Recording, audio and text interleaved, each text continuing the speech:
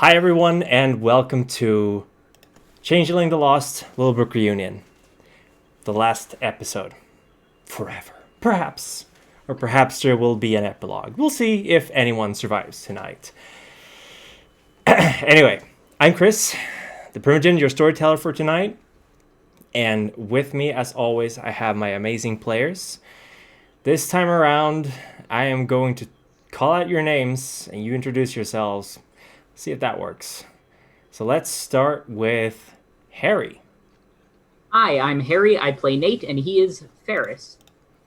Thank you very much. Then we'll go to Silas or to Trav. Hey Sorry. guys, I'm Trav. I play Silas, who is an ogre. Thank you very much. We'll go on to Nova.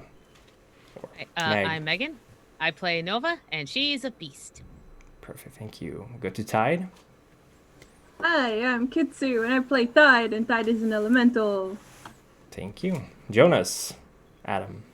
Hi, I am Adam, and I play Jonas, a Darkling. Brilliant, thank you. And last but not least, Toring.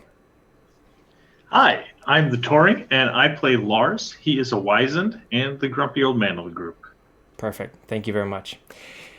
We've been playing together since, I believe, September last year. So, it's been a while. And we're going to do a little recap in a bit. But, Toring, do we have any announcements to make? The big announcement is that the Legend Lore Kickstarter kicked off an hour ago. It is already at, let me hit refresh here, out of 15,000, 3,375. So off to a good start for only an hour in. Nice. Legend Lore is a kind of a new concept. I think in the times in the world that we're living in right now, it's a great concept. Essentially what it is that it is people from the modern world transported between or through a portal to another land. And this game is all about inclusivity. It's all about making sure that everybody is represented. And it's based on a comic book. And it looks pretty darn cool. So go check that out on the Kickstarter. I think they will probably have links to it over on the side. They generally do that with their Kickstarters. So check that out. It's kind of like D&D, but a little bit more, it seems like it's a little bit more high fantasy even than like D&D. So check that out. And that's really all I've got. Perfect. Thank you very much. Let me do a little bit of a recap to what happened last time. Last time was essentially a session of planning. You had recovered the meteorite, and you were essentially reconvening with Lars in his basement. But before you did that, you went to have a... Did you have the picnic last time?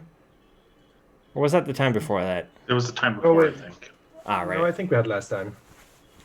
I think you had a picnic. You bought some strawberry pies and some more pies from Joan. You went out to have a picnic on the green. Well, some of you anyway. I believe that was Tide, Nate, and Silas. You had the picnic at the green. You had a bit of a musical event. A small local band playing on the stage. Well, practicing on the stage. Nate got up and danced. And pretty much everyone else in the park, except for you guys, joined in the dance. Unless you really wanted to join in, because you did. Meanwhile, while that was happening, Nova had a massive breakthrough with the local ghost. Which reminds me, I need to write something down. The ghost actually started talking to Nova. They got to know each other, and Nova said, "You can move on, it's fine." And the ghost moved on. Or did she? Lars, meanwhile, or actually before we go to Lars, Jonas, you went to see your old flame. Unfortunately, Allison had decided to move out of town, being done with Littlebrook.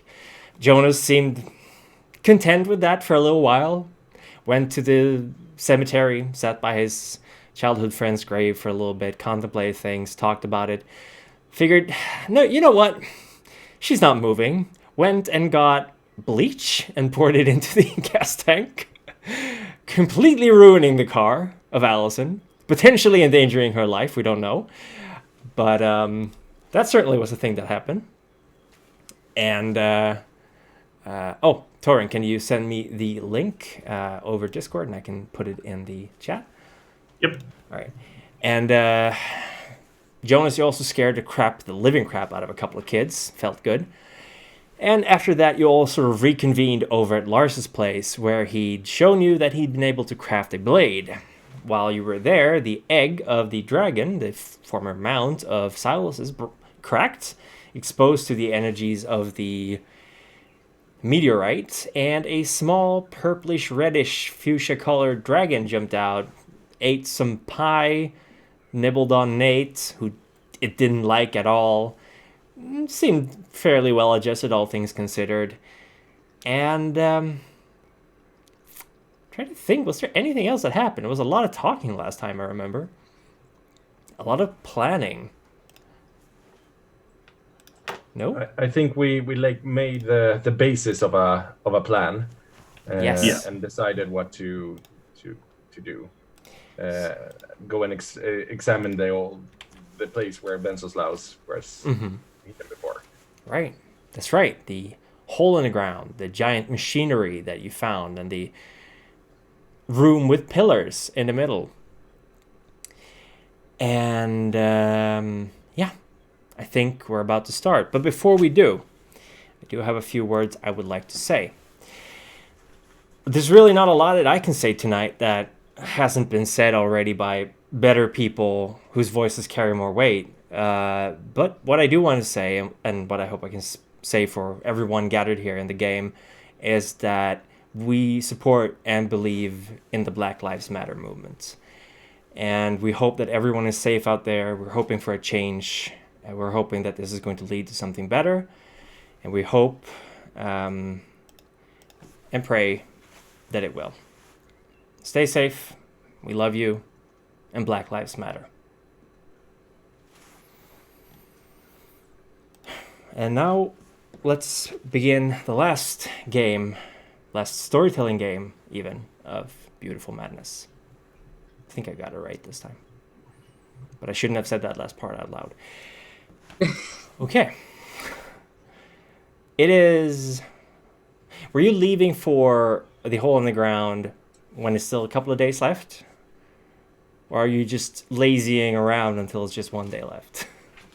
No, I think we were going to examine the hole in the ground, and we were going to pitch the idea to the rest of the city eventually as well. All right. Mm-hmm. So you head over there. Who's heading over there? I'm going to assume that Lars is hard at work, working over that 1,200 pounds of meteoric glass. That's going to be used for It's quite gonna be a little busy. Yeah. A little busy for a while. Oh, yeah. Let's get rid of that. So, yes. Jonas is heading there, anyways. Mm-hmm. If Jonas announces his intent to go there, then Nate'll follow. But Same. yeah, if he doesn't, Jonas announces. okay, brilliant. So then Nate'll follow. Nate, Tide, Jonas, Silas, Nova. Nova will follow, though she'll say, we should get Flicker when we get a second.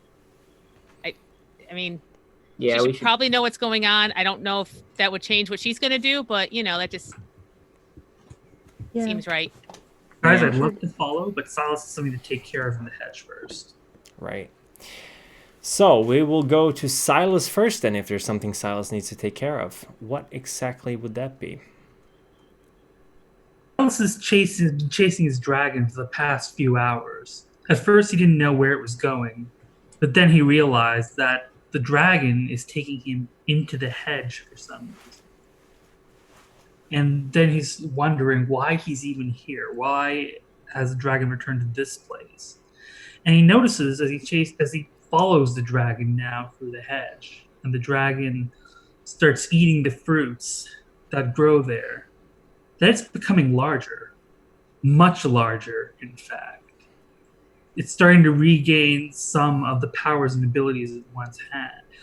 But where the dragon once had massive fangs that could absolutely devastate an opponent, now its focus, its ability has become more protective.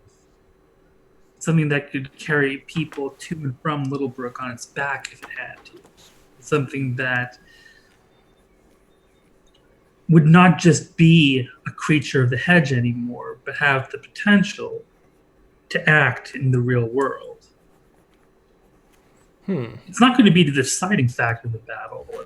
Because of its less violent abilities, it wouldn't even be as strong as it once was. But it might be different, and it might be something that can change things. And as Silas follows the dragon in its wake, he realizes his own hands are changing. They're becoming grayer, more rock-like. He's pretty certain now that if he hits anything coming from the Fae with this, they're going to get hurt fairly badly. It's like the lethal mean attribute in the hedge. So he's starting to change, and as the dragon is becoming, like I said, less dangerous, but large enough now that he can ride it along with the rest of the group if they really had to. So with that, they return back to the real world as the dragon looks a little more mundane. But what do you think it would look like as it came into the real world again? It's a good question. The beetle turned into a car, for instance. Yeah.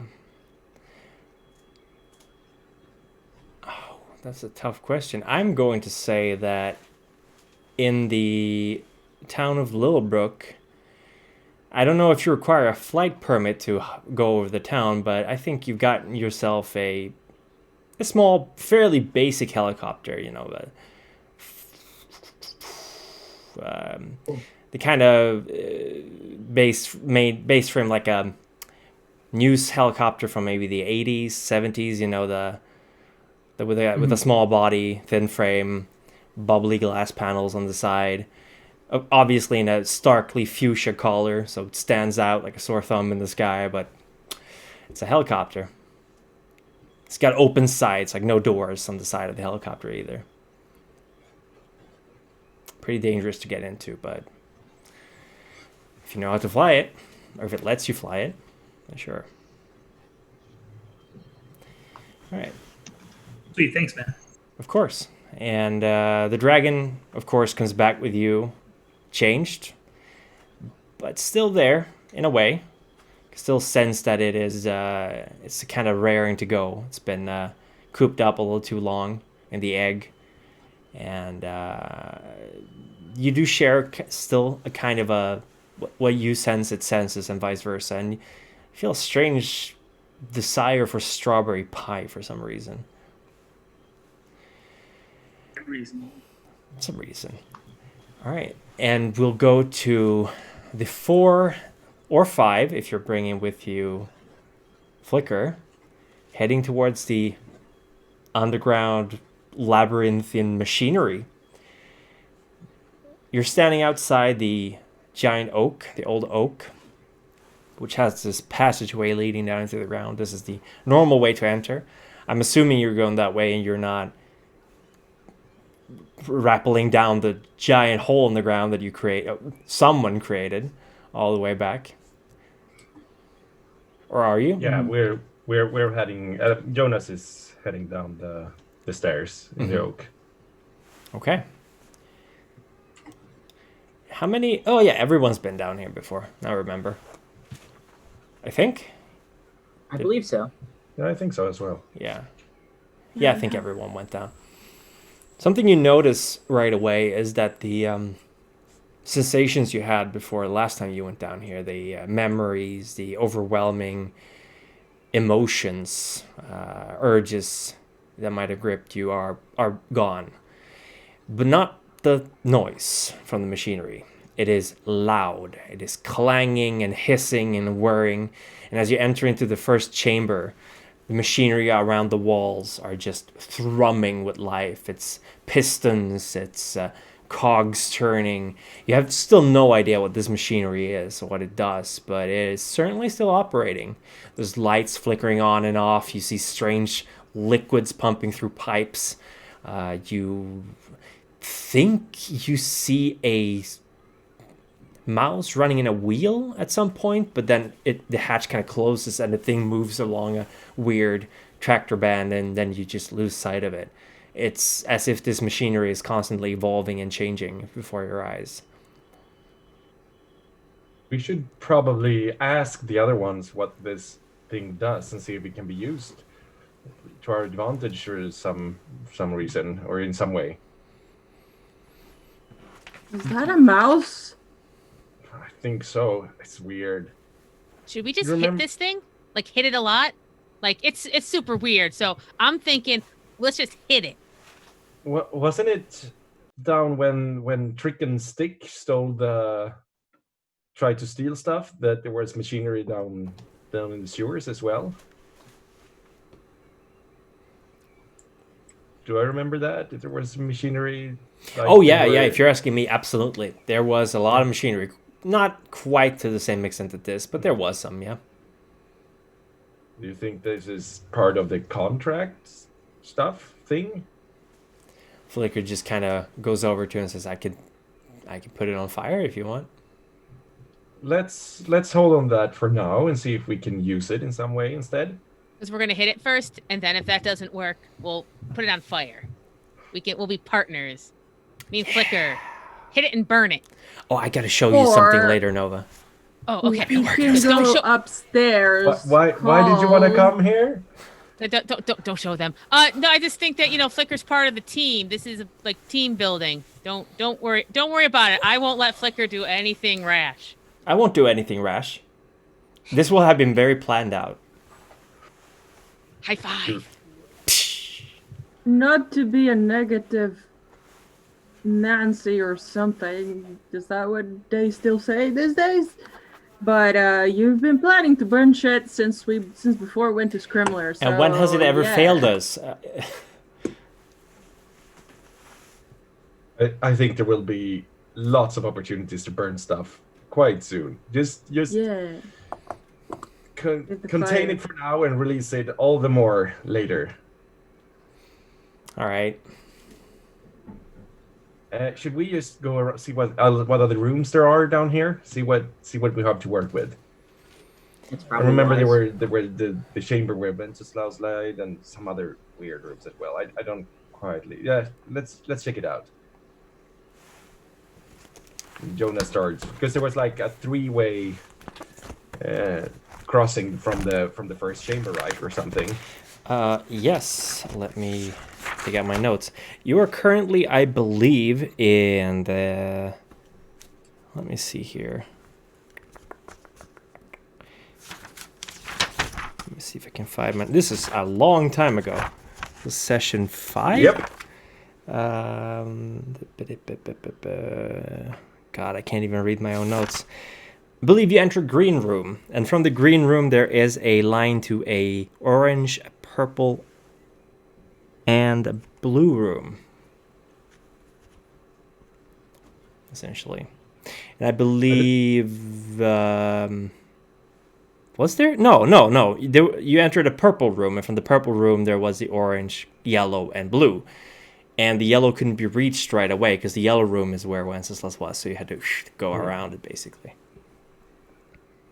That's correct. You went to the blue room, which had the water in it, and you used the water passageway to get to the yellow room.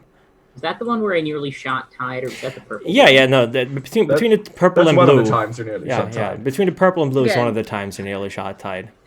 Oh, the one time you nearly shot Tide. It wasn't the time you shot Tide. The other time I hit, yeah. Yeah, exactly. So, it's an important distinction to make. Only twice. It's not a lot. I would say it's not even a pattern, to be honest. Don't know why they give you crap for that. So, where are you going? Are you exploring these rooms? Yeah, I think so. Oh boy. Okay. I'm not gonna. I'm not going to drag this out because obviously there's quite a lot of rooms. But what you do find is that whatever safety measures or means of protection were here before don't seem to apply anymore. You go into the orange room and there is a depiction of a large sphinx sitting on the wall, and it looks almost alive, yet it's guarding the entrance to a red corridor and a yellow corridor, yet if you approach either of them, nothing happens. This is the orange room. And as you go further in, there's seemingly all kinds of challenges. I thought for a second my microphone wasn't on. There's all kinds of challenges that don't seem to apply to you, almost as if they were put in there for someone else. There's a red room, there's a gray room, a black room, like dark, literal dark light when you're in there. Teal, all kinds of different colors. You count at the end 11 rooms. But the only room that has anything of importance in it, you would say, is the yellow room. The one where you found Wenceslas in. And these corridors, they branch off in all kinds of different ways. There's about 1, 2, 3, 4, 5, 6, 1, 2, 3, 4, 5, 6, 7, 8, 9, 10, 11, 12, 13, 14, 15, 17, 18. It's about 23 ways, different tunnels, all connecting these rooms together. It really doesn't, it kind of seems a little bit superfluous because you can get to every room, but like there's directions going all over the place. There's machinery in almost all of these rooms, much more visibly now than they were last time you were here. There's all kinds of, like, one room has a mechanical sky in it with a little mechanical moon, like a clockwork moon moving across the sky and a clockwork sun. Another room has essentially looks like this leisure palace with divans and large pillows and a little pool to lie in and tapestries and all kinds of things. Another room is just a bunch of blades poking out of the wall. It doesn't seem to have any rhyme or reason to it. Like, every room has a theme, but you can't quite figure out what the theme is. You guys think we could fortify this area? This place? I'm thinking that as well. We could move the refugees down here, block off the choke points, have people guard them. How about we return to gather everyone, maybe like keep Lars on the phone or something, talk to Matthew and Blackbird and just lay down the plans now, see what they know. Maybe they know how they can make this, like get this, all the security magics that we encountered, that it can get it working for us instead, maybe. That's a good idea. That's a great idea. If it's possible at all. But that would be great. Here's a thought also. Did they employ the courts? Because we made contracts with the courts. If we don't ask them for shit now, we might never get the chance to. Yeah. I haven't yet, but I'm planning on it. You didn't go through with it yet? No. You don't have to. I want to, though, before this. Right. Well, those of us that join... Yeah, sorry, you go first. Should we... Yeah, those you have made the deals already, or the bound yourself to a court, maybe try to contact them if there's possible. But should we meet up with the others, try to gather everyone and just do a final planning where we're all on the same page and we can all work with this together? Yeah, I like that idea. Absolutely. Right. Okay then. Should we see if Lars can join us for just like an hour in the planning, and then he can go back to his workshop, or should we just let him work? Well, why don't we try to ask him. We could go to the workshop and do the planning in there while he works. Yeah, and we call there Madeline and everyone from before us there as well. Good idea. Yeah. I look at my phone. I remember there was no reception down here. You gotta grow up. Yeah, but this was much bigger than I thought, and if we can get this working for us, that might be a huge advantage as well. But let's go up and call the others, and go to Lars. You head upstairs. You get reception. As soon as you take the last step up the tunnel, you get full bars. Surprisingly, because you're in the middle of the woods, but I guess northern Minnesota has good reception. You're calling Lars? Yeah. Okay. Hi, Lars. Hey, what's up? We were thinking of having the big meeting with everyone now. Is it okay if we do it in your workshop so you can join us?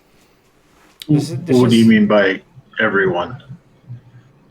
There's a strange background buzz while you're talking to Lars, by the way, when you're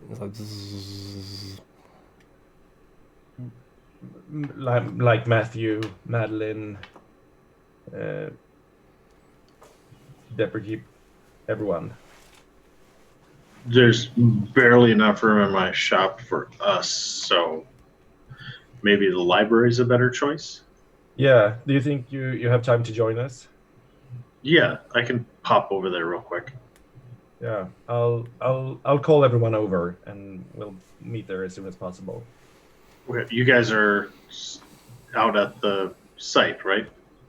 Yeah, and we hope that we might be able to use it. We will have to ask Matthew and the others if they know anything about this display, but it was a lot bigger than what we explored last time. A lot more like security systems, it looks like. Oh, well, if we can figure out how to turn that all back on. Yeah. Okay.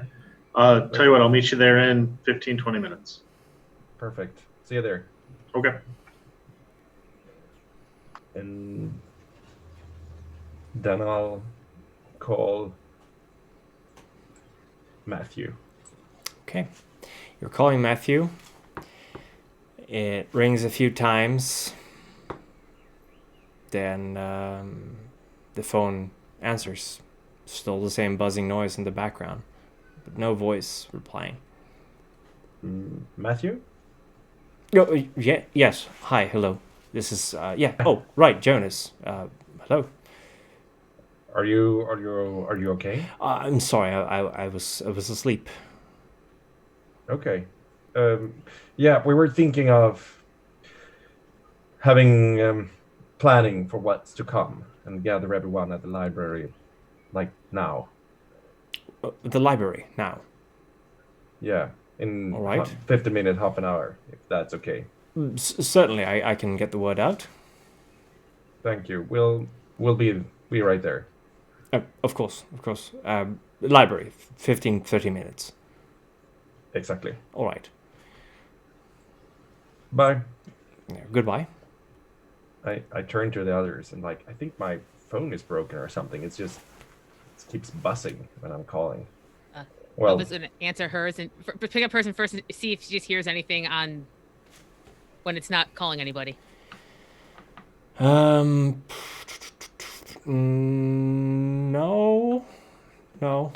She's going to just try real quick. She's just going to call Amanda. I'm going to try something. Just 1 second. Doop, boop, boop, boop, boop, boop.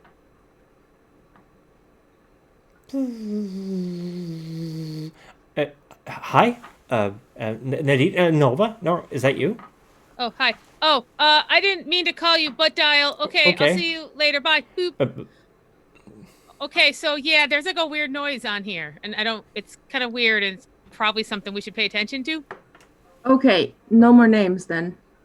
No more phones then. Hopefully, if we can meet everyone now. Let's go.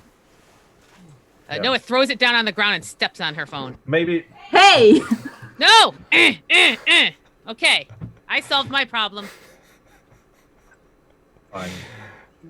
Flicker's just sets fire to what remains of it. Yeah! Guys! We're the security team. I fixed it. Yeah. Hey, will you set mine a little on fire too? I don't know if I'm strong enough to crush it. No. What? Oh, I set yours Keep on the fire. I'm not fire. gonna break my phone. Yay! Oh, wait a second. Set your phone on fire, Flicker. Matthew gave this to me. Yeah, I know, and it's. I like the phone too. She throws it on the ground and sets it on fire. It's a very bad smell. It's like burnt plastic and metal. That's the smell of victory. Well, now put it out, because I'm not gonna do it. I don't really put out fires. That's not my thing. Nova will pick up some dirt and kind of like. Look at you getting put 'em out. sassy. Okay. Is that okay, Tide? Now it's covered in dirt and on fire and smushed. I don't know. I know. I think Is it some of gonna us catch care fire? about security and other of us don't. But that's fine. I had games on mine too, but I'll just re-download them sometime. I just said no more names, so shush.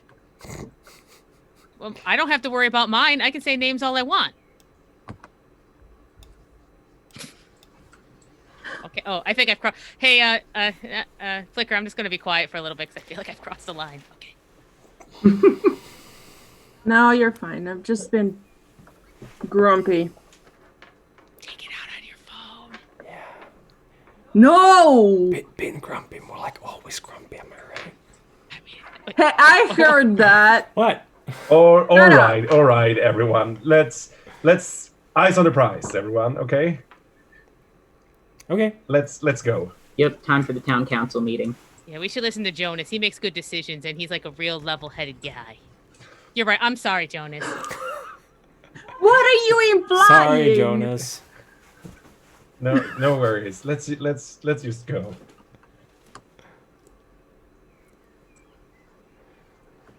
All right. So you go to the library, and I'm going to assume that everyone, Silas, Lars, the whole kit and caboodle, are reading up there. Absolutely. Sorry, I got a screaming cat again. Let's hope he stops screaming.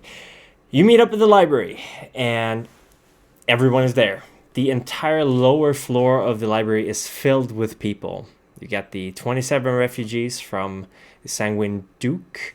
You've got everyone except for Wenceslas is there. And of course the woodsman, who's not really in town. Madeline is looking very pregnant right now. She's like waddling over to sit down. It's like, all right. So why are we here? She kind of looks at a lot of you. Plans. Okay. I'm just gonna like huddle up the group a bit. Everyone just like come. Remember, they still think that we're going through with a contract. So we need to convince them out of that first, right? I guess. I think we should also... Honestly, at this point, we just need to come clean. It's too late for them to protest or complain or anything. Like, Yeah. what are they going to do? Force us? Right? You wanna... Sure. Okay, who are we gonna... Who do we need to convince to this? Matthew? Madeline? Yeah. Both of them? Should we talk to everyone? Like, hold on. Yeah, I think we should just speech. announce it. Rip off Okay. the Band-Aid. Okay, people. I got some good news and some bad news. The good news is that no one has to die for the contract. The bad news is we're all probably going to die because we didn't do the contract. But You're not Let me selling it to the explain. audience right now, but they're listening. we've decided that instead of completing this contract and perpetuating the stagnation of Littlebrook as a town, we're going to make a stand. We're going to stand up against the thing that did this to us, that has kept us under its thumb, living in fear for just so long. We've already made plans, we've been making weapons, and we'd like your support. So who's with me? Jim is kind of immediately moving to walk towards you, but Patty kind of puts a hand on his arm. He goes, I hear what you're saying, Nate, but take the fight to them. You do realize who you're talking about, right? Yeah, absolutely. And she is coming here as well. And when she does, then we'll meet her and face her here.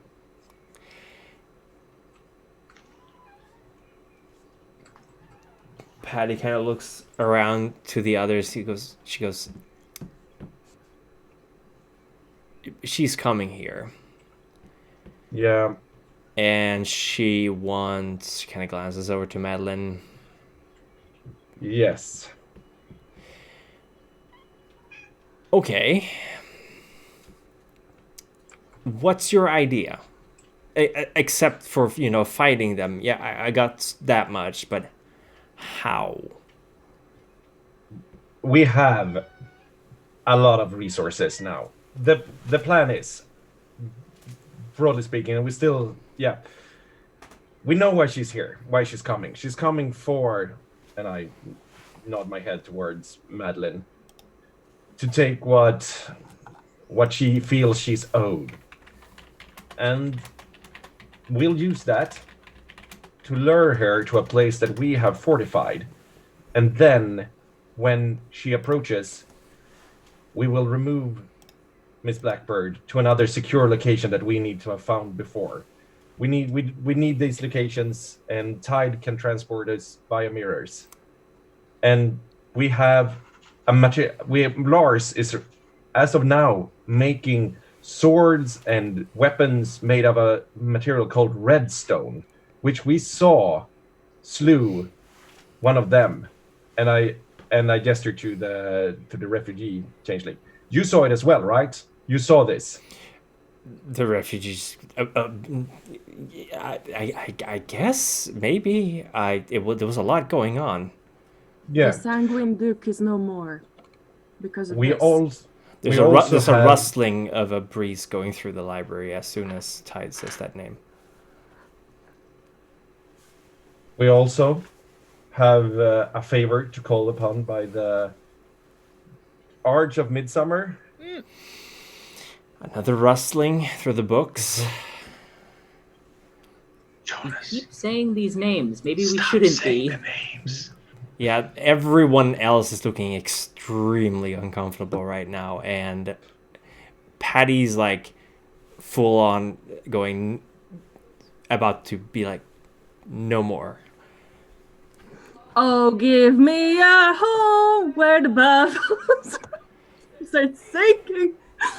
Tide, what are you doing? Let's sing a song. That's what we're doing here, right? Come on. No, we're planning a final stand. The point is, we have resources to fight, and let's finish the song first, okay? So that we're done with it. Maybe we can sing the song after. But maybe we will not be interesting after the song. You're getting some confused Where are you looks. going with this, Tide? No one's gonna stand up. Listen, Trust me. we're all under a lot of stress, but also we're Okay, talking like fine. really calm, and I think we should Nate'll be more start upset. singing along. 5 minutes. Okay, but also like everybody should probably like throw their phones away. Okay, that's all I wanted to say. There's Sorry. There's some confusion in the crowd. Good. Yes. Good. Be confused. It's okay. No, Okay. not confused. Angry. We all have to be angry. Why isn't anyone more angry? And like Nova's kind of like Because getting we up on don't a want desk. them here, Patty says. I know.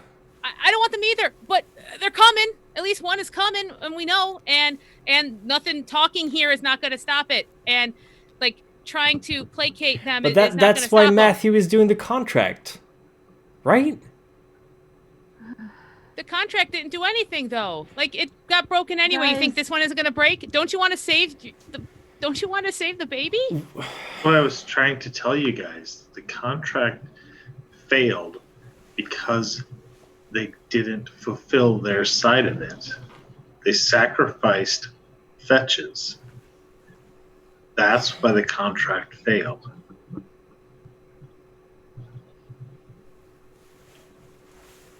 I don't think at this point this is about the efficacy of the contract anymore. I think this is about protecting Miss Blackburn and her baby and protecting Littlebrook. I mean, look, we can do another contract, but it will just mean another however many years of stagnation where nothing changes and nothing happens ever. We need to do something. How are we going to live our lives if we just are under this contract? What's the point? I agree with Nate.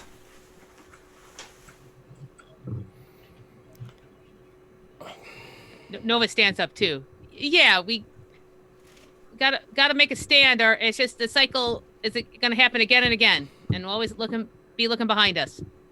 And I don't want to live that way anymore.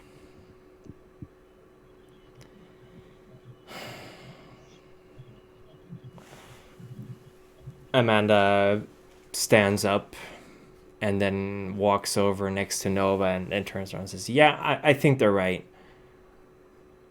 She kind of touches the spot where her ear used to be. I think we've been running for too long. I think if we all work together and they have this redstone, maybe we can actually do something. Nova gives Amanda a big hug. Amanda kind of awkwardly hugs back and smiles. Like, I mean, we can still do worst case scenario, like Plan Z contract, right? What's after Z? Like 1A. Fire. 1A kind of sounds like it would be right after Plan. Oh, okay. All right. Anyway, yeah, I think that's right. I think we should do that. And Jim just kind of walks over to, lumbers up next to Silas, and just, yes. Oh yeah, Jim. Just nods back. Yeah. All he needs. He holds up his fist to, both of his fists, one to Silas and one to Nate. I'll fist bump him, not so hard as to, hurt him. Oh, you get pressed back when he fist bumps you. Jim is pretty big. Yeah, my fear is just because my lethal mean, my hands are real sharp. But that's what my lethal mean is. It scrapes against the stone of his hands. He's quite like. Oh yes, hands are stone. Correct. He's Flintstone basically. So, brilliant. Yeah. Silas isn't quite as big as Jim, nor is his body quite as rocky. But when they press their hands together, they're of the same kind, of the same breed. So it makes sense. That's all the communication that you need. Mrs. Blackbird kind of looks at all of you and goes, well, I don't think I have any say in this. I will go on with whatever the group decides. I've caused enough trouble already. Matthew just shakes his head and goes, well, I'm not going to be able to stop you, but are you sure this is going to work? Not at all. That's reassuring. Well, what am I supposed to tell you? Oh yeah, we're going up against what is basically a god. And we're going to try to kill it with a bunch of homemade shotgun shells and try to save the town. I mean, this is a long shot. You said it yourself. The reason that the contract didn't work was because we didn't sacrifice someone. I am willing to take that sacrifice. We're not going to let you do that. Well, you can't decide over me. You are not the one who decides if I live or die. Matthew, how about this? Prep the ritual, and if we fail, do it. All right. Give us a chance. I will need the room in the labyrinth to do it, but I will prepare it. And I won't do it unless there's no other way. Speaking of the labyrinth, you guys went there and said you had some questions? Yeah, when we went there last time, when we were sent down there, it had these like magics surrounding it that made it hard to enter. And now we went there today, this morning, and it wasn't there. Is it possible to still activate them and to protect yourselves within it to bring the fight. We have no control over those. What is it? I'm honestly not sure. They were around long before we came here, and it was simply a place of the most power in the area, so to speak. That's why we conducted the ritual there, the contract. Well, if we're conducting the ritual there now, we're preparing the contract, worst case scenario, then maybe that's where we make the stand anyways. I suppose, but there are... Can we guarantee that that's where the fight will happen? If we put Miss Blackburn... Sorry. No, you go. If we put Miss Blackburn there, the Fae is coming... the you-know-what is coming for the baby. Nova's halfway across the room, heading for Nate. Oh, shit. Oh, shit. This is what I was saying. Say something dumb for a minute. We have to force we have to force the fight there. If we accidentally say a name, I feel like we should... This is why I started singing. If we accidentally say a name or a term that we're not supposed to, they can hear. Maybe? I don't know. But you have gotten two other one of their kind involved in this. Already. Yeah. You don't see anything wrong with this, and you are also naming them here while everyone is gathered. That's our bad. I'll take the blame for that. Yeah, you may take the blame for that, Nate, but they won't care. If they come for us, they're not going to go, oh, it was Nate who summoned us, we'll only punish him.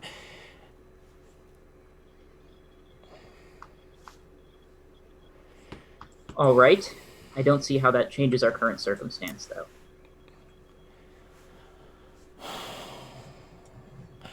I'm not sure what will trigger the traps or the protections of the labyrinth. They never affected us, citizens of Littlebrook, when we went down there. In fact, I was surprised to hear when they triggered when you went there. And for us, it was merely a place out of the way, a place normal people couldn't visit. I suppose it might be a difference if there's something or someone already within the labyrinth. Because that's what changed. Certainly could be, but yeah, I suppose. I don't know. I mean, but think about it. Yeah, if Wenceslas was there and it activated when we went to go and retrieve him, maybe it's built to protect whatever's inside it. It's a possibility. Where is he anyway? He's painting. Mrs. Blackbird says. I'd be interested to see that when he's done. He plans to show it to everyone when it's ready. Okay. Matthew, is there any other place in the city that is like warded or protected in any way? In the city, no. There's no other place. What about... Lars, sorry, go first. Lars, your workshop, can anyone enter, or did he need your permission? It has some defense, but I don't think it's like warded against entry or anything. But would you say that it's probably better than nothing? Or maybe the huntsman's cottage? For what? For transporting out Blackbird when a place into my hollow might not be a bad idea. Yeah. So we place one mirror in the labyrinth and one mirror in your workshop. Mm-hmm.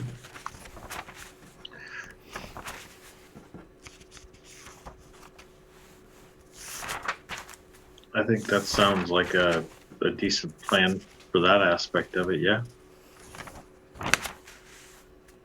Good. Then we have that sorted out at least. Matthew, I I kind of agree with you.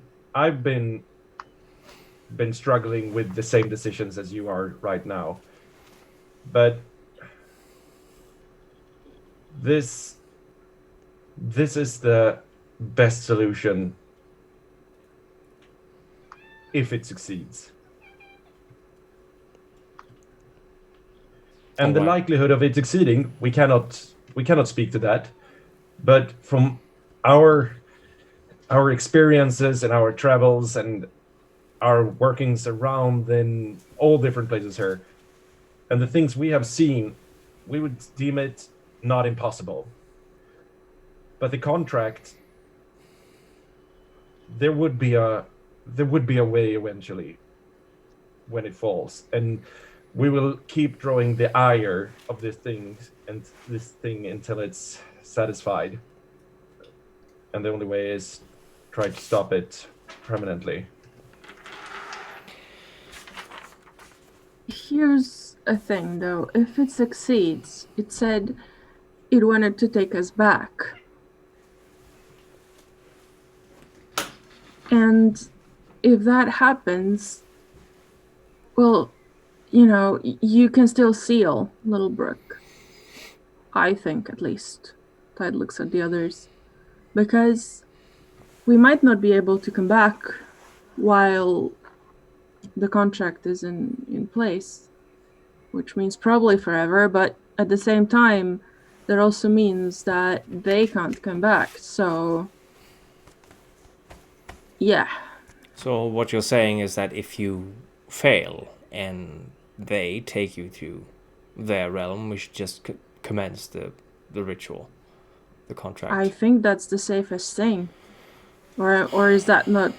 Well, certainly if you feel that is the way to do it. How do you know that they will be satisfied with bringing only you 6 with it to its realm? We're not certain, but that's what she said.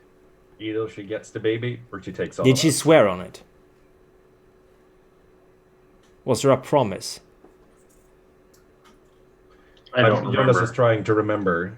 Did she swear on it? Maybe? She did. Oh, Okay, brilliant. No. Sorry. And also within the head. Sat down on my notes.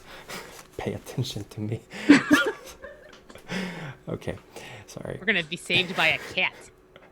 Literally, the whole desk empty.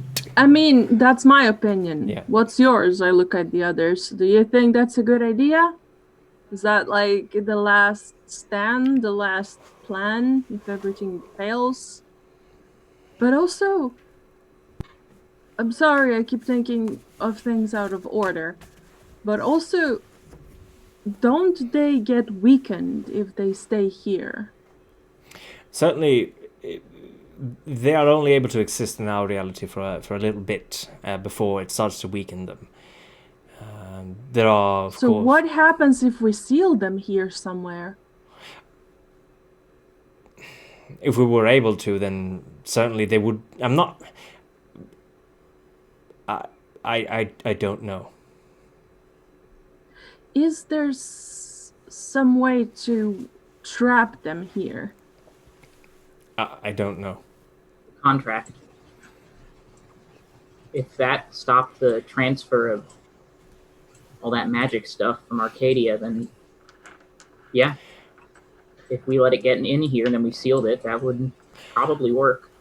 I believe it would require much more for the seasons to exclude one of them from returning to their realm rather than excluding them from entering ours, or just a small portion of ours. Yeah. I presume. I And could you, while the last contract was in effect, could you leave? No, you could not leave. We could leave, yes. Okay. We could leave and move on with things, but we chose not to. At least I was held to believe that we could leave, but we've had parcels going back and forth as well with Minneapolis, and certainly they came unscathed. So Yeah. And Nova starts yelling. Then we have to fight. We keep coming back to Yeah. like all we gotta do. And then if it doesn't work, it doesn't work. But then we're just back where we are anyway. And she wins. So let's just pretend like this is the only thing, like that we have to fight. And if they have to close stuff up, then they do. But I don't think I have any other choice. Like And last stand time. I have an idea how to get the seasons to want to do this with us too. Because if we say, look, if you don't help us, and if we don't destroy this person, this monster, then this town is getting sealed and seasons are not going to come around. They don't want that, correct? They were mad at you for that. No, I don't think that's correct. They were displeased with us because the contract wasn't sealed properly. Okay, never mind then. Well, do you have any idea on how to involve them, connect them, tell them to like come help us? They wouldn't do it without a large offering. They don't have anything against the fair folk by themselves. They helped us because we offered them lives. I don't think anything less than that would interest them, at least not to the extent that they would help us. I could certainly try, but it takes a lot out of me just merely communicating with you must understand that the rituals I conducted for you was merely showing you the way to essentially unveiling the presence of the seasons to your minds.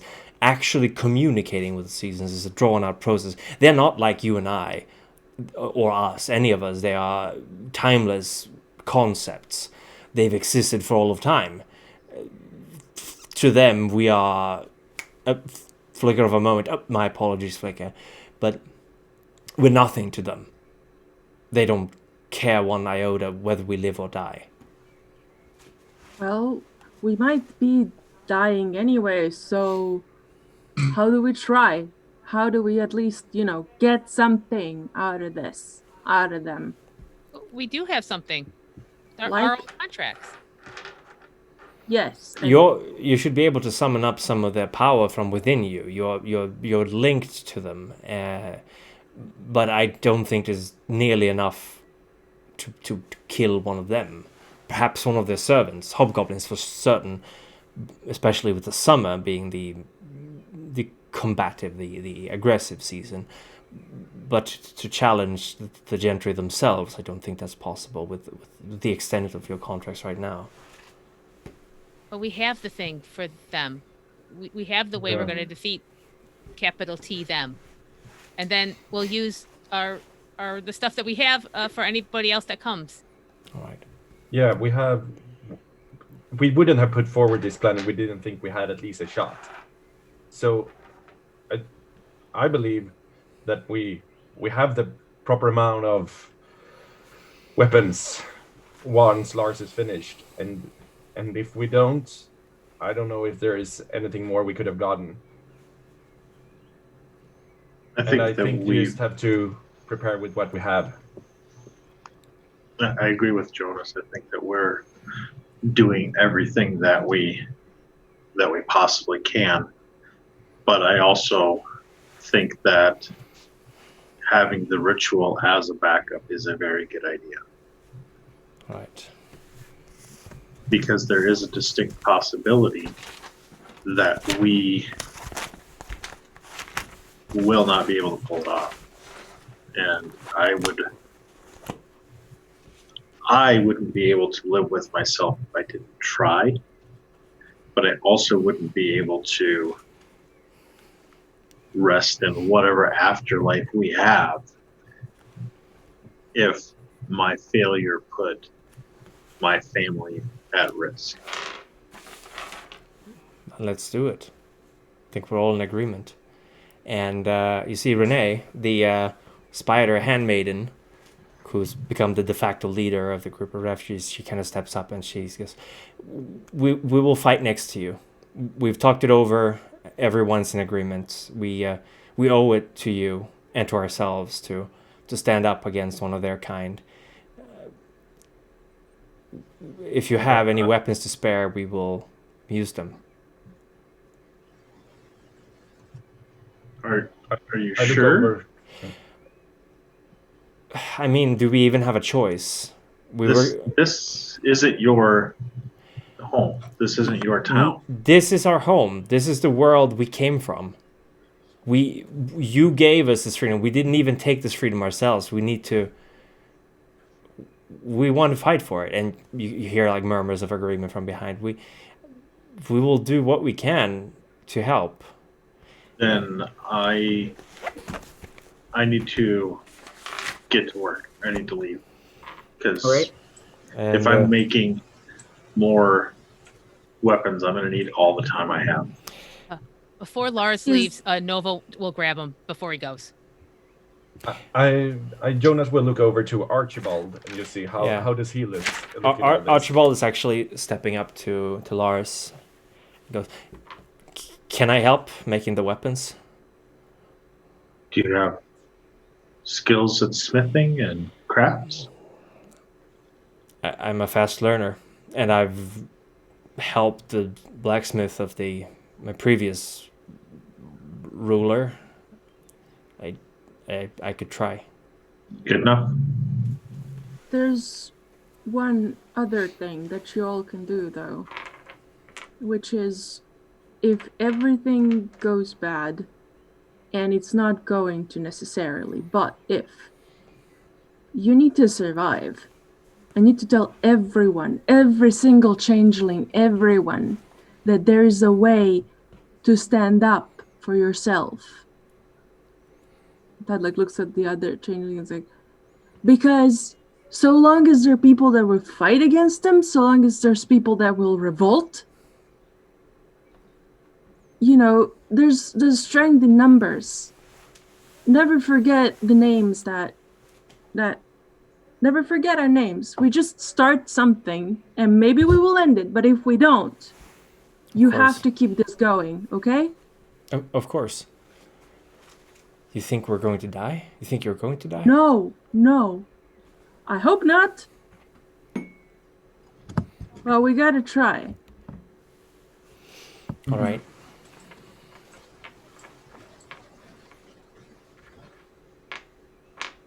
Sorry, I interrupted you before, Nova. Oh, she was just saying that before Lars goes, she's just gonna grab him before. Okay, and then she'll say, first, could you put your phone over there for a second?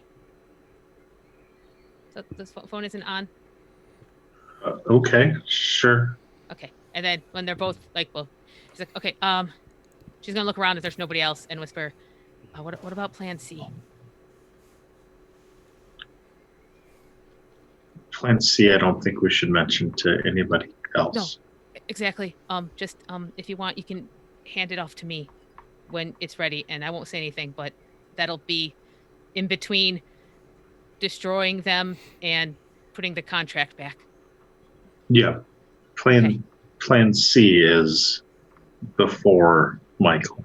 Okay. He's Plan M for Michael. Okay. Just slip it to me when it's done. Matthew. Yeah. You just slip Plan C to me when it's done, and I'll take care of that part. Okay. Okay. And then she's like, don't forget your phone. I mean, you should probably destroy it, but everyone seems really attached to him. So okay. And then she'll just go back to where Amanda is. Amanda's kind of looking like she's a little bit regretting her decision, but in for a penny and for a pound. So she goes, I'm not really much of a fighter, but I will try to help out in any way I can. I mean, I'm not really one either. I'm really angry, but also I can't really back it up. But that's okay. If I gotta throw rocks, if I gotta throw pine cones and then they're on fire, I'll show you that. It's really cool. But I'm here, Amanda. Like, we found each other again, and we're not going back. All right. So, you and me, I'll fight with you if you fight with me. I'll fight with you. For you. I mean, with you. Okay. So, the plan, as I see it right now, just that we have all are on the same page. We fortify the labyrinth. At the innest most point, we'll put Miss Blackbird and Tide. And a mirror. And we need someone to lure them in. Maybe now he's not here, but maybe Lars with his car could lure them if they're not coming our way, but hopefully I can lure them our way. Yeah. I mean, I'm more than capable of making enough noise. I'm Good. sure I've pissed her off enough that she'll come for me. When she attacks, basically, we don't know what she might do, so then Tide will bring Miss Blackbird through the mirror to Lars's workshop, and I'll be there as well, and me and Tide will then protect her if it she comes there. If the contract, we need to find a way that we can bring Matthew through the entire labyrinth. Maybe Silas could take charge in that, or maybe Jim, so that they can bring Matthew through to the ritual chamber if necessary, because that would be on the opposite side, basically, of the labyrinth.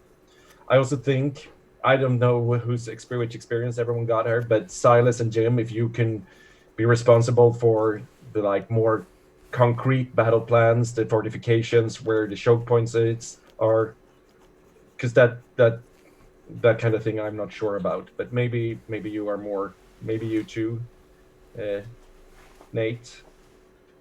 All right. Jonas, I can help reinforce all the fortifications you like, but I'm probably the worst person here to come up with battle plans. Just keep it simple, and I'll do what I can. You were a hunter. You worked closely with yours, so if anybody knows more about fighting, I don't know who would in this group. I mean, sure, I was a soldier, but that was 2 lives ago. If you can come up, Silas, with... Don't get me wrong. I mean, when it comes to fighting, I think...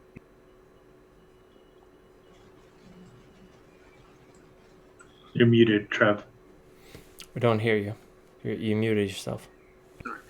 I can tell you where people are likeliest to come into the city, especially through the stairs, through the secret places that no one thinks about.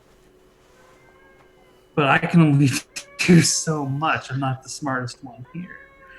But let's go over the battle plans together. Just fix the weaknesses we have, and we can make something work. I really think that. Yeah. Just try to come up with all the things that would have made it difficult for you to get by, and maybe that will help. That I can do. Absolutely.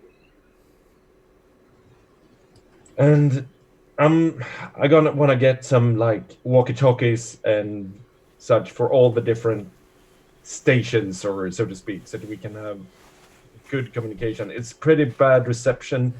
You remember that buzzing, though? Do you think she might be listening? What buzzing? Phone calls. When you make them, there's a buzzing. Wasn't there before, but it's there now. Did you think I destroyed my phone just to be fun? I mean, yeah, but... It wouldn't be out of character. Okay, yeah, I can't really argue against that. Okay, so I think we have just discovered a wonderful use for Amanda.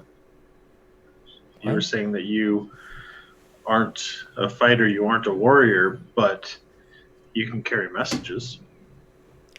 Yeah. I did some of that stuff. I mostly made shoes, but I suppose I could carry messages. Wait, did you say you made shoes? Yeah, I was a cobbler. Okay, Amanda's with me. Okay. I mean, I fixed and made shoes. I don't know how that's gonna help, but okay. Because you know how to make straps and stuff, which will help with making armor for people. I guess I could. the only thing that I can add is, if possible, add some bodies of water, even just buckets, to wherever we're taking Miss Blackbird, just so it makes things easier. The more the better, obviously. There's an underground river by the Yellow Room. If you recall. Yeah. That's where you made the and we'll put some buckets in Lars's workshop as well.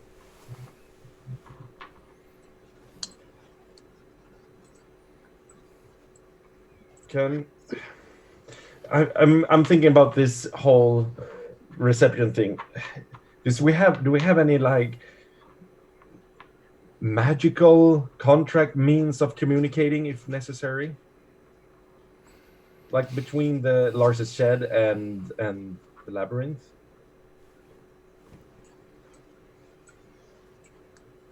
I don't know. No, we don't have anything. I'll try to think something out then. But yeah, maybe we should start heading over to the labyrinth and see what can be done there, and see where we need to make our stands and what choke points there are and everything. Okay. So, if I understood correctly, the plans are fortify the labyrinth, equip as many people as you can with weaponry, I suppose. Put Mrs. Blackbird in the Yellow Room together with Tide, water, and a mirror in Lars's workshop as well. And that's where Jonas is also going to be.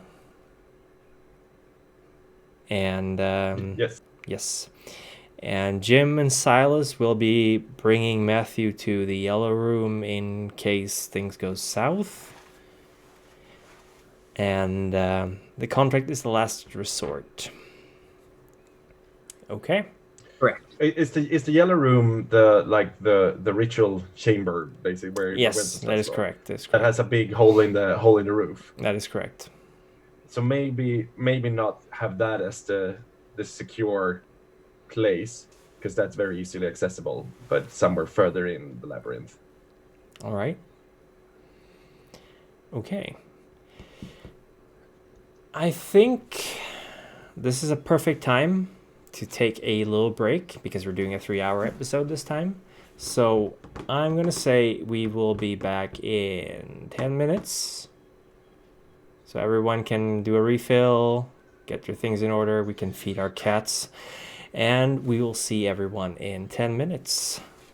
Stick around for the conclusion of our story. See you soon. Oh, God. See ya.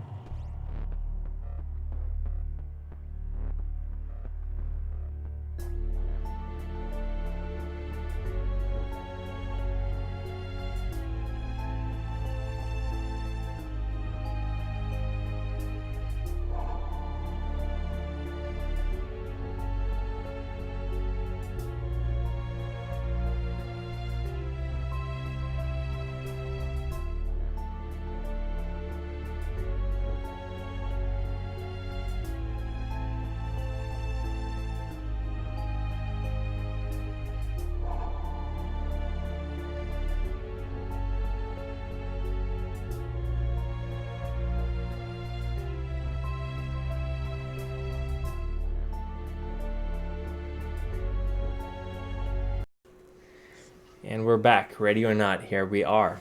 Welcome back, everyone. We've had a wonderful break, not panicking at all. And now we're going to go straight for it.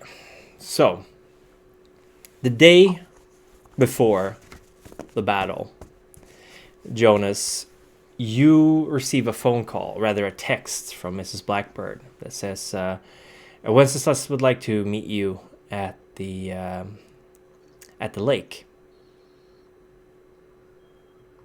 This is the morning before, so you have a whole day, essentially. Oh, are the cameras not on? Cameras? Hello?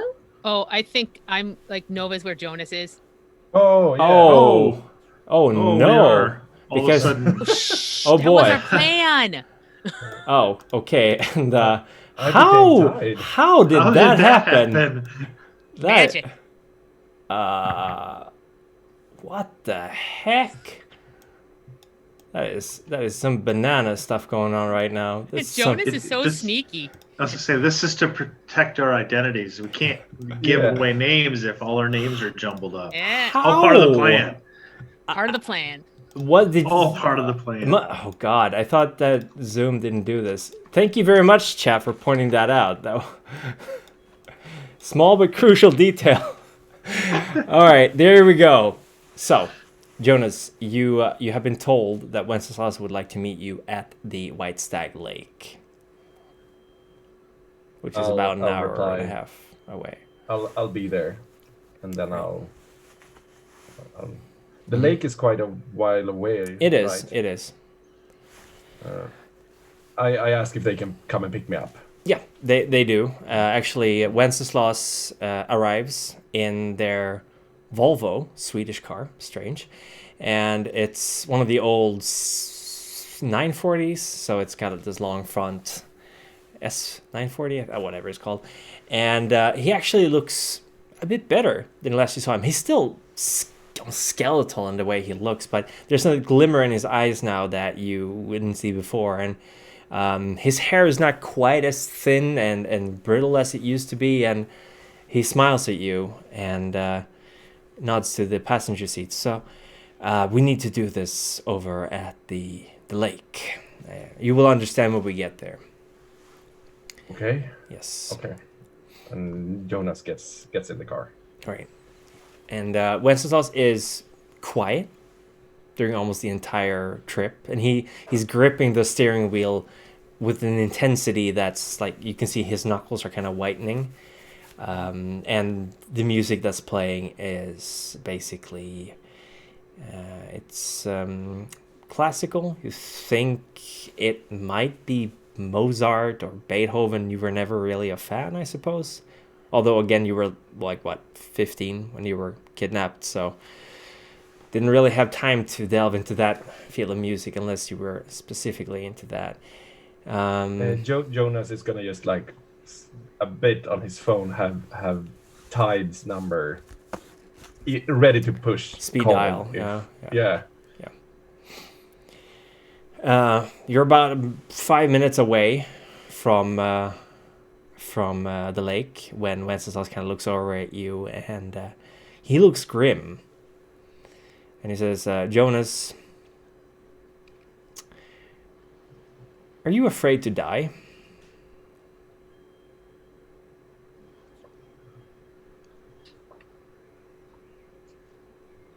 Yeah.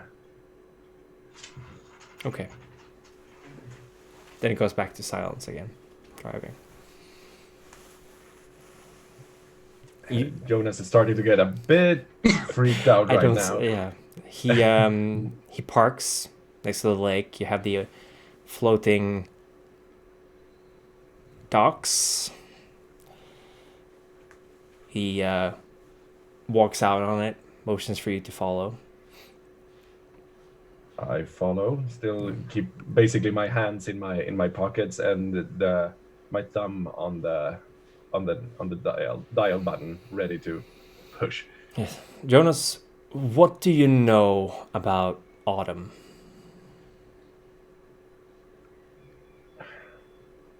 It's when the world grows slowly colder and darker from summer to winter. It's true. It's what happens in our world. The trees lose their leaves, fruit rots, falls off, seeds are planted and buried in the soil for spring to come after winter. But in essence, fall is in many ways the death of life. Winter is merely the absence of it, or the blanket atop it. Autumn is a season of darkness, Jonas. It's a season where we look inside of ourselves and we consider what is it in the darkness that we are scared of, and we look into that darkness and we accept it and we use it. You are a darkling, Jonas, which means that for you this shouldn't be news. You are a creature skulking in the shadows, a boogeyman, a monster under the bed. And the thing about monsters, Jonas, is that they don't really die. And with that, he just shoves you backwards into the water. And you fall into this ice-cold water, and you sink right away. You can't swim. It's like you're on a rock. You just start sinking towards the bottom. And the little light glimmering as soon just disappears, and you're surrounded by this darkness. What do you do? I try to orient myself and then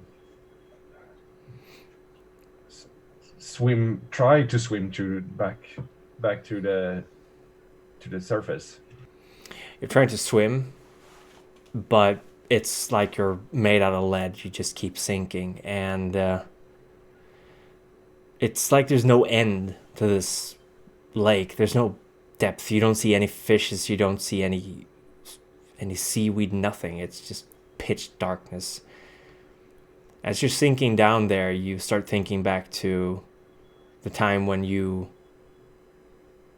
were an actor, when you were a performer, when you were living lives, you were doing things exactly the way you were supposed to do. You were filling out a role. But in the little time in between,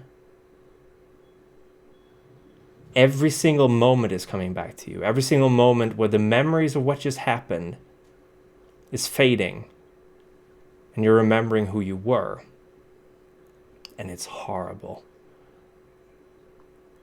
You're experiencing thousands of lives just vanishing, memories seeping out of your head. Just cold. Jonas is like trying to just stay focused and block it out, but cannot. So he is like, without a mouth, he shouts out in the water as much as he can, and just try to like block the memories out. You do this, and you see a small boy, a young boy, with his back against you, and he's crying. But as soon as you see him, you realize that he has everything that you're missing. You can fill that hole in yourself if you just took it from him.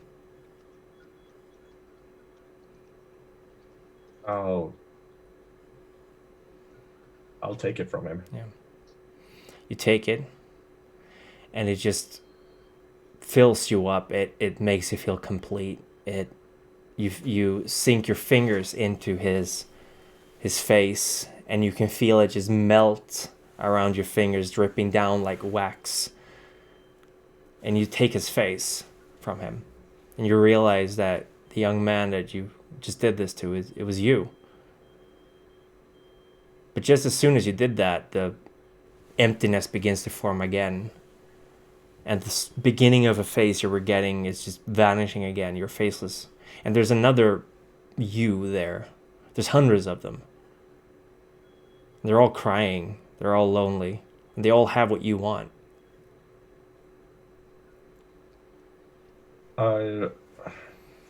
I'll just start swimming towards them, trying to like grab them almost like more and more in a frenzy, almost like grabbing their face and just putting it on. And when it starts melting, goes over to the next and just grab that and put it on my face, and start like shouting to them to give it to me, give it to me, give it. They're not offering any resistance. They're weak and frail. And for a moment, just for a moment, you realize that this is how it must have felt when it took from you everything. And maybe, just maybe, you understand why it did it.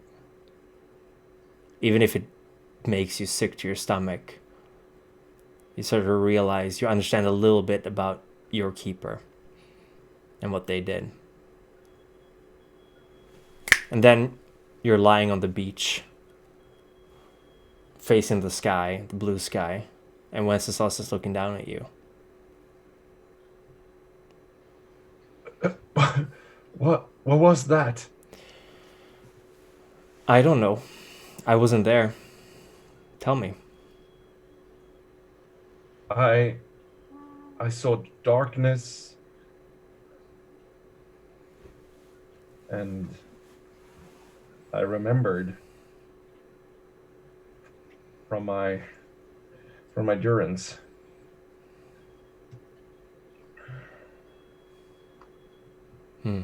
I think I understand her better. Gross. It's disgusting. Jonas tries to gets up. He helps you up. He's not doing much. He's still very frail. It is disgusting, isn't it? Yeah. But also just a little bit tempting. Yeah. What am I saying? It's fine. I'm also of the Autumn Court. Is that what I was? It was. Ours is the most difficult of the courts, and the one that many of our kind gets lost in over time. But it offers insight, and that, Jonas, is sometimes worth getting your hands dirty for. Just don't forget who you are, and don't forget what they did to you. It wasn't you who did this to yourself, it was they. Don't do it to anyone else, unless they deserve it.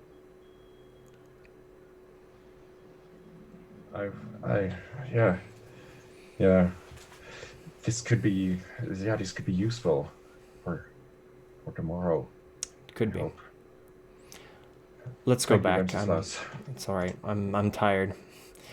This was a little more exhausting than I thought it would be. I'm sorry. Yeah. But it must have been much worse for you. I'm sorry. You can tell me more about it on the way back if you want.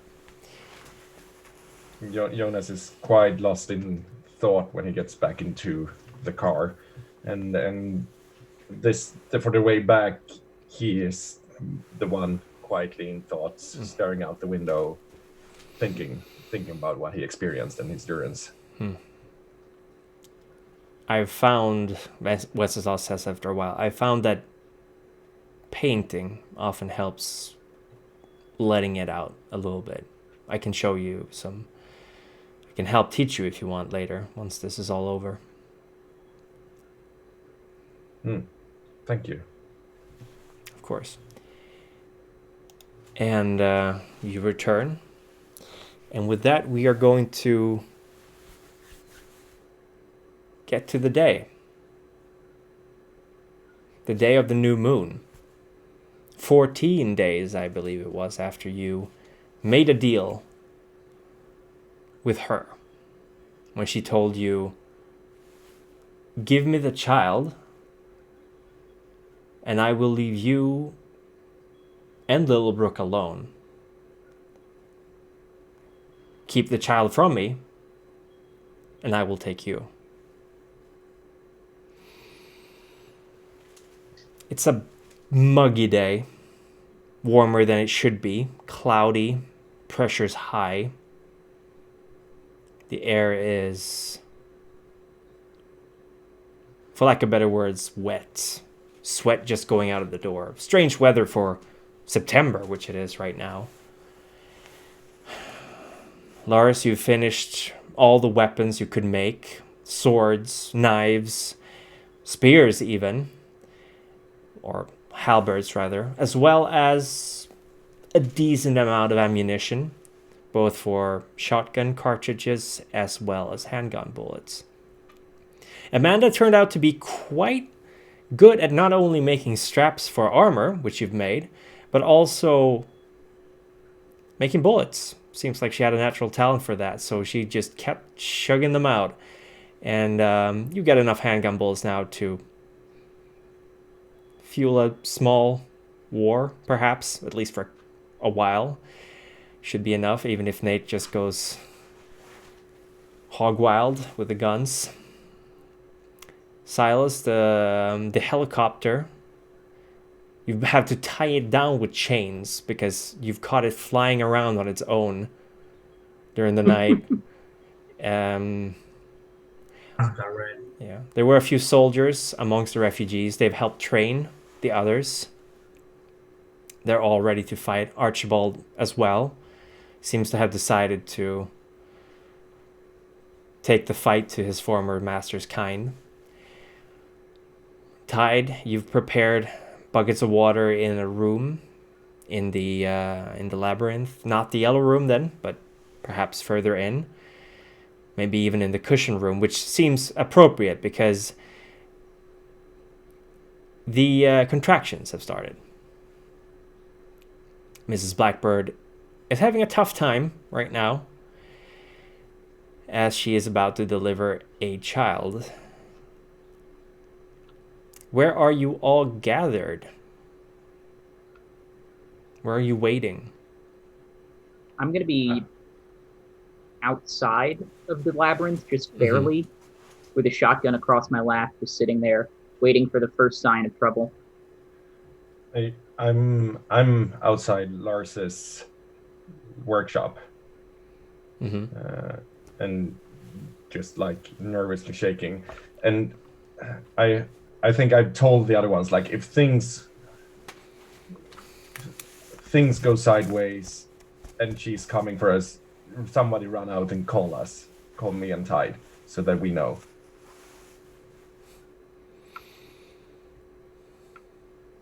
You where's everyone else? That's two of you. Nova would first check with Lars to see if Plan C was made. It's done.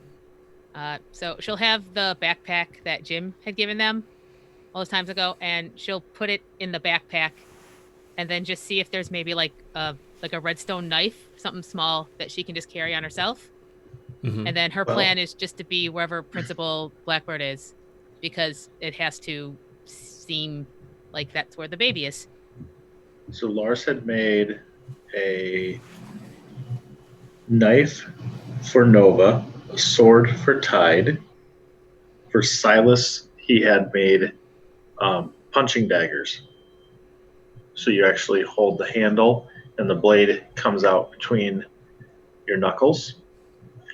And then he'd made bullets for Jonas and shotgun shells for Nate.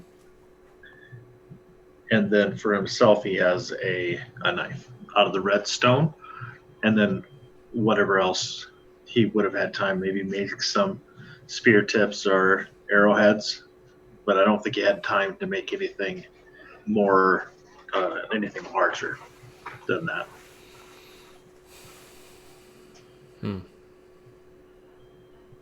Where is? And then, sorry. And then some armor. I think mostly Silas, and then I think Tide as well. Since they're... If I may, no, you finish first, then I'll go. So he made a heavier armor for Silas and something lighter for Tide, because it's the two that were most likely to be up in hand-to-hand combat. Mm-hmm. So at Lars's workshop, is Jonas, Nova, and Lars as well, or? Yes, because he's probably there handing out everything and having spare weapons and have his probably have some of his workshop items loaded into the back of his van so that he can go to places that need help. Like, hey, we need to shore this up or that up. He's on standby to go to where he's needed to make repairs or to help build fortifications or whatever. Right. And where is Silas? They saw us be working on the fortifications whenever. So Labyrinth, then. And eventually get the armor somehow from Lars. Presumably both did each other. Mm-hmm. Yeah, it's a 15-minute car ride between Lars's and the Labyrinth, so it's very important you decide where you're going to be. Everyone is included. I'll be on the fortifications then. Okay. Before, Yes. if I may, well, that says like the way the mirror walk works. I need to call someone's name who's looking into the mirror, into this mirror, and they point to the mirror in the workshop. I'll be there looking at the mirror. Mm-hmm. Okay, so I will call your name. Okay, and all right. So I guess we're going there then. And yeah, Lars, thank you. But for wait his until heart. Hmm? wait until she's like in the labyrinth. She's close, so she doesn't just turn around and walks. Yeah. Yeah. Don't worry, I'll figure something out. Speaking over the phone, of course. Tell Lars that thank you for the sword. I'll thank him for you. And thank you for working hard. When things starts to open up, I don't know how we contact Eliza, the bee, but maybe she heard our name, heard when her name was called out. Maybe you can see if you can try to get her attention and see if you can return that favor that she owes us by sending reinforcements or something. Nate could probably call in some favors. And where is Nate? Nate is outside of the labyrinth. Labyrinth, gotcha. Where have you put in the other changelings? Probably positioned strategically to optimize their lines of fire within the labyrinth. Mm-hmm. Everyone. So, Jim, Patty, Amanda, Flicker, 27. Yeah. Okay, they're all in the labyrinth. Gotcha. Actually, you know what we should maybe do is instead of having Jonas in my workshop, have one of the less warrior-like of our 27 or something like that. Maybe maybe Matthew could be there. Matthew needs to be in the labyrinth for the contract. Oh, that's right. Never mind. Yeah. And we also need someone who to help Miss Blackbird. The Tide is not a nurse. I'm sorry. Yeah, that's certainly. She's not very happy right now. Like, well, one. Yeah, so go. I was gonna say if with Plan C, Nova definitely needs to be right by her. Yeah, absolutely. So she could help however she can. So Nova is not in Lars's, but rather in the labyrinth. Gotcha. Yes, she's with Blackbird in the labyrinth. Gotcha. So maybe one of the changelings we rescued is in my shop, and that's whose name you'll speak. That Archibald is there. Oh yeah, there you go. Yeah. Okay. But Jonas, I wanted you to know that no matter what happens, I'm very glad that I got to see the real you again. Because it's been a while since I have. We'll do a proper catch up after all of this. I hope so. It's been fun. It's been fun. And I'm glad that you found me eventually.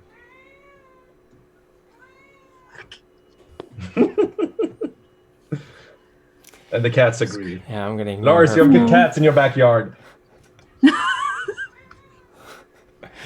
Keep the rats down. Yeah. I'm gonna. So Jonas is there with us, right? Well, currently no, Jonas, Lars, and Jonas Archibald is, are in Lars's. Everyone else is in the labyrinth. Okay. All right. Okay. I'll see you later. Right. Yeah, and I have given Nate one of the beans to get the reinforcements from the one who owes us a favor. Okay. The Arch of Midsummer. Yeah, I don't want to say it again. Wow. Nate. Yeah. I put down the phone. I'm like, Nate. It was Jonas. He says that we should probably, or you should probably, call upon the bee that we saved, Okay. and see if she wants to come last minute.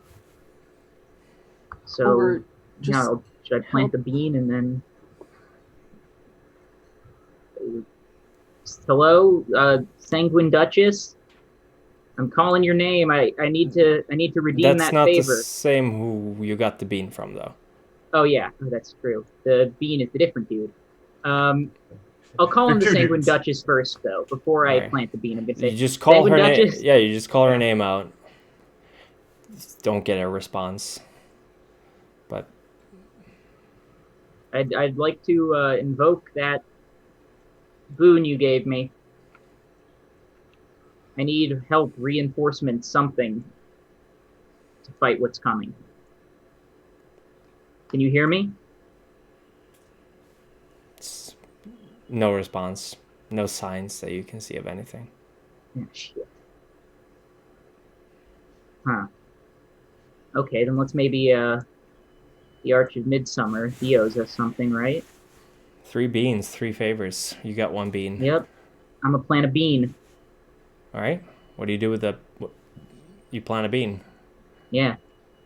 and you. Arch of Midsummer, can you come? Again, we need your help.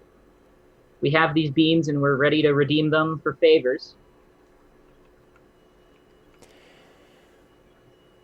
Where are you planting this bean, by the way? Just in the ground, outside of the labyrinth. Okay. Nothing really happens when you plant the bean. Tide, is there something I'm supposed to be doing? Do I have to say a magic word or wave my hands or something? Here, I take up my bottle and I pour a little bit of water on it. I don't know. Does this help it? I'm gonna roll a kenning here. You have no idea what you need to do. Shit. Well, What if we all died because Nate has a shit occult score? Oh boy. Do we have to... Hello, Sanguine Duchess. or Sanguine Duke. Sanguine Duke, Duchess, Bee Lady, Arch of Midsummer. Arch of Midsummer. Yeah, you too. We need you. You made a promise. We made it. We have a little deal, and you're breaking it right now, and we don't appreciate that. Just say what you want. We want reinforcements. Send us people with weapons, bodies that we can use to defend this place. I'm afraid Something- I have already fulfilled my promise. Huh? How'd you do that? In what way? The voice is just across the wind. You asked me if I could come. I have. Perfect. You're here. Then help us. I'm afraid that will require another favor. Oh, fuck you. You piece of shit, Archduke Midsummer, whatever. Oh. Anyone else got another bean? Let's spend that. Make him help us. You're Nate, aren't you? The voice continues. Maybe I am? I've heard of you. Tell you what. If you can promise me the title of Sanguine, I will provide you help. I don't have the power to make that promise. Oh, but I think you do. You're a contender. Give that role to me, and I will provide you help. I'm just gonna look back to Tide like, what the fuck do I do? Am I hearing this too or not? You're not hearing anything. It's just Nate. So I just turned to Tide after staring into the woods for a minute, just like, what the fuck do I do? What are you talking about? Are you okay? The Arch of Midsummer's here, and he wants the title of... He wants me to promise him the title of Sanguine Duke. But I don't know if I should do that. Maybe I should, have maybe I that title? I guess I do. You're a contender. Yeah, what does that mean exactly? There's a small pregnant pause before he goes, you have a right to fight for the claim of the title. So if I give you the title, you can go and You fight. cannot give me the title, you can give me the role of contender. If I give you the role of contender, then you can go and fight for it. Yes. Then it's a deal. Perfect. What did you just... Okay. I don't want to be I don't want to be the Sanguine the bean sprouts suddenly, becoming this large bush of vines spreading out, and from these vines little buds grow, and these buds just swell and expand, and coming out of them are about 24 things that look vaguely the shape of human, except they are composed of many different kinds of flowers. They have no distinguishable faces, but they're like vines coiled together, full of different kinds of flowers. You count 1, 2, 7 different types. And they all line up in front of you, standing still. Perfect. Hold the line, guys. No matter what happens, don't let that thing through. They hold the line. They stand in the line. And as you do this, Jonas, were you in Lars's workshop? I'm outside it, right? Yeah, I like leaning at the door, but when things are getting tense, I'm gonna get in. But yeah, sure enough, for now I can be outside. Mm-hmm.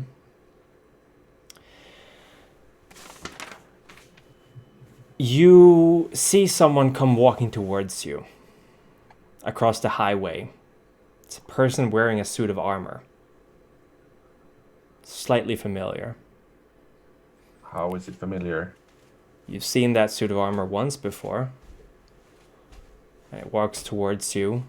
It gives screeches with every step, the rusted joints of the armor moving. And as it comes closer, you see something staining the metal pouring out of the visor. You don't see anyone inside. And you hear the voice of whoever's inside, which is echoing quite a bit, saying, "The lady wishes for the child."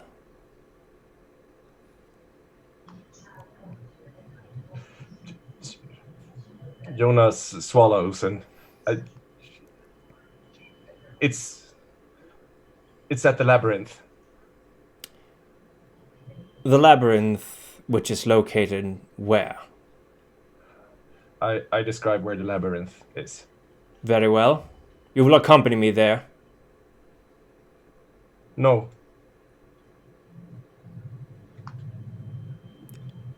You dare defy me, little changeling? Do you know who I am? Please remind me.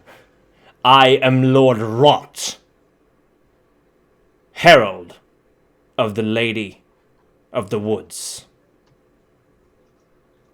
the Birch Mistress.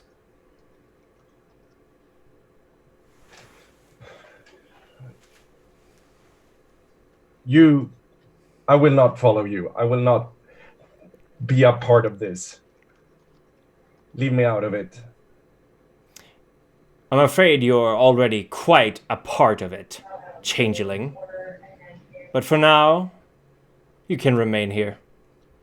I will return shortly. And he turns on his heel and he just walks away. And, yeah, sorry. When he's like, I can't see anymore, with shaking hands, Jonas is just gonna bring up his phone and call Nate. You call Nate, but Nate doesn't answer. Instead, the line clicks and clicks again. And then another familiar voice addresses you. Jonas, what are you up to? You hang up? Yeah. Doesn't just... Hell yeah. Speaker turns on your phone. Oh, Jonas, no. What are you up to? Jonas is just like staring at the phone as it's a snake in his hand or something, and then just drops it and starts stomping at it with his heel. And it dies. It doesn't speak anymore. Suddenly, a screech from the loudspeaker that's hung up over Nate's used cars. Jonas, where's the baby? At the labyrinth. At the labyrinth. Very well. And I give the description again.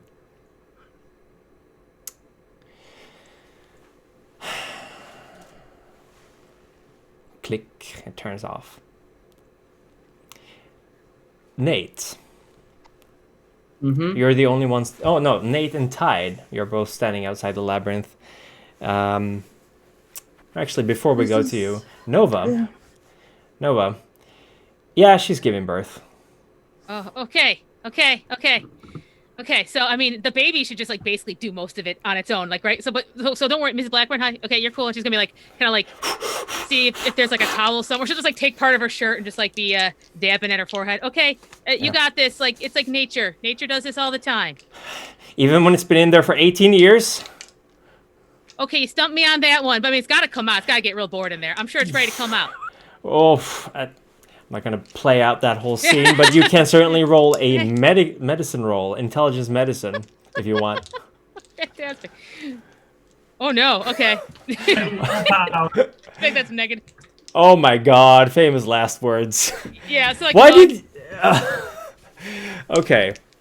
Everyone else is in there. Matthew is in there as well, by the way, so I'll roll a collective roll for them as well. Yeah. You know, like, hey, help, hey, help, Yeah. help. There's a little bit of a crowd gathering around. There's a whole lot of hot water and warm towels, but not a lot of baby delivery going on. Something you notice, though, is that there is a heartbeat in the room that you're in right now.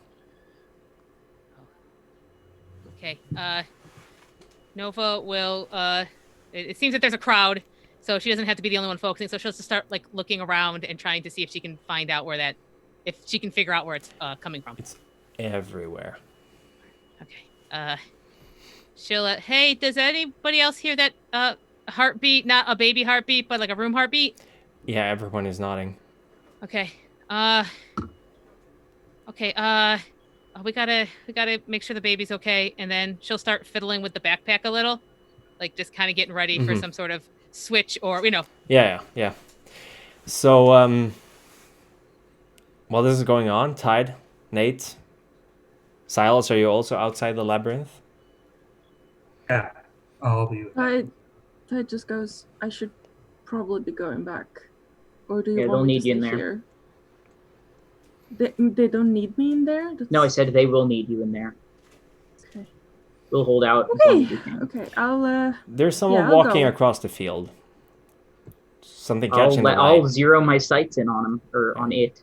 It's a armored someone walking towards you, bearing a banner that, Tide, you recognize quite well, because you were looking up at it every single day when you were standing guard by that fountain. It is, of course, the banner of the Lady of the Woods. Or are you just trying to figure out how to put it in there? Who's talking? That's the banner. This is happening. Nate? Don't die. I'll try my best. Tell you, but I will not tell you until after this is over. So if you want to know, don't die. I'm gonna All right, go. I'll keep that in mind. Before you go in, if I could get some water, that would be great. Of course, I hand you the bottle that I have on me. Is that enough? Yeah, this will be enough. Thank you. The dragon copter is hidden a little bit away, tied down at the moment, but close enough to get to if you need it. The knight keeps walking. I'll raise my gun and say, halt. The last chance. For what, Changeling? Turn around and forget about all of this. To go home. Do you know who I am? I'm gonna blow his head off. It's pretty far away still, but you can certainly roll firearms dex. No, I'm gonna let him get closer. I'm gonna let him get closer so I don't miss. You told him to stop. He's 30 feet away from you. I'll lower my gun. What do you want? I'm here for the child. Promised to the Lady of the Woods. The Birch Mistress.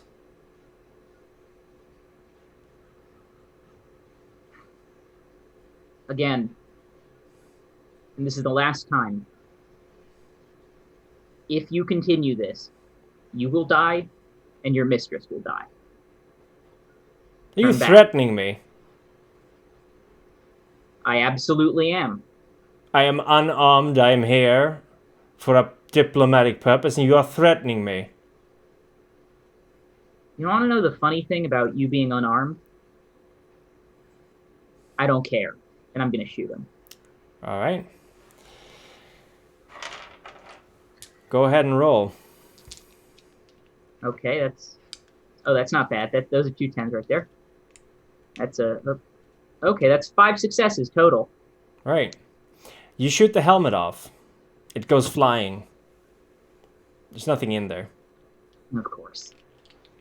Never can be easy with you guys. A word of warning, Changeling. Attack me again, and you will have incurred the wrath of my mistress. She will be in her full right to wreak vengeance upon you and your lot. Buddy, I don't think you understand the situation. I don't think you understand the situation. No, we understand. He takes one step towards you. Don't take another step, buddy. Don't do it. He takes another step towards you. Last one, buddy. Last one. One more step. I'll just lift the hand down on Nate's shoulder. I'll try to talk to him. All right. Oh, the ogre can speak. The headless suit of armor continues walking towards you. Honestly, I'm surprised you're wearing clothes.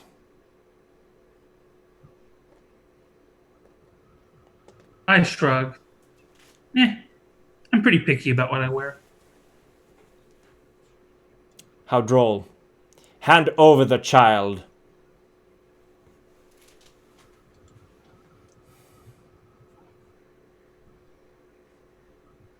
Thought that a diplomat would have something to say, not just an ultimatum.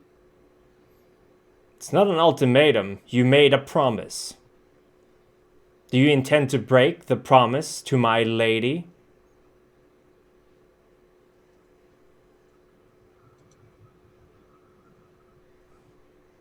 You see the grass where he stepped has been withering beneath his feet. And where he's standing right now is kind of just seeping out. Grass turning yellow, then black.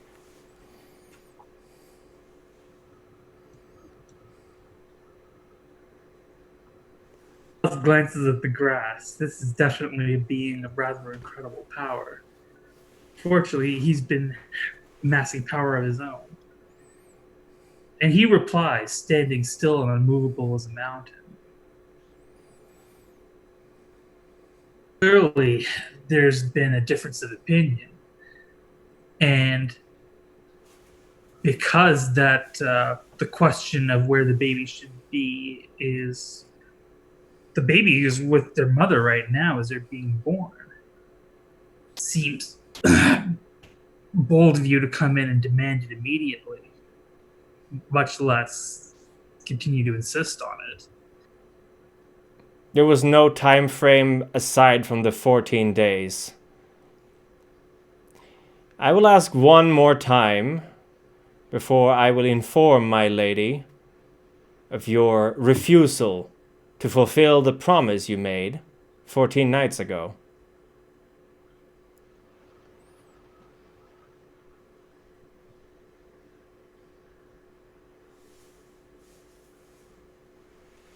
The answer is this. If you're the lady's representative, then I challenge you to a duel on behalf of this baby. If you win, you can go on and address I refuse. The baby or war? That's the thing. You start a war, it'll start right here and work its way up. Or you can have the duel and then take the result back to the lady, which I think is a good starting point for whatever else she wants to do.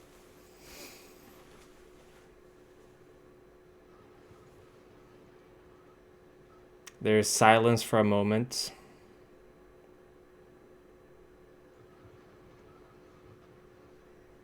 And then the rest of the armor just starts shaking. Tensing up and then crumble up into nothing.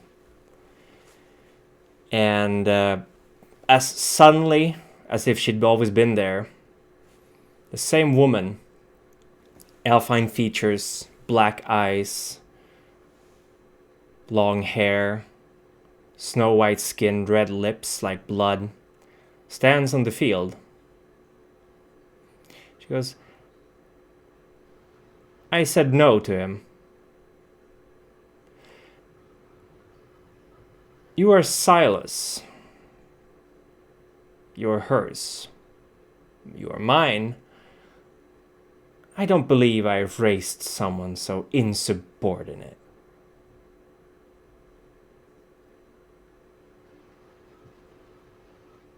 Well, I have to take the paddle to you, Silas.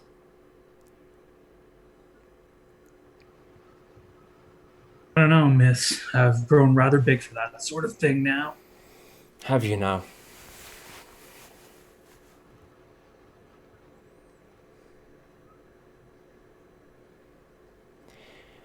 Bring me the baby. And I would like you to roll willpower, Silas. Sure. So if I have willpower 5, that's 5 dice, right? Yes, that's correct.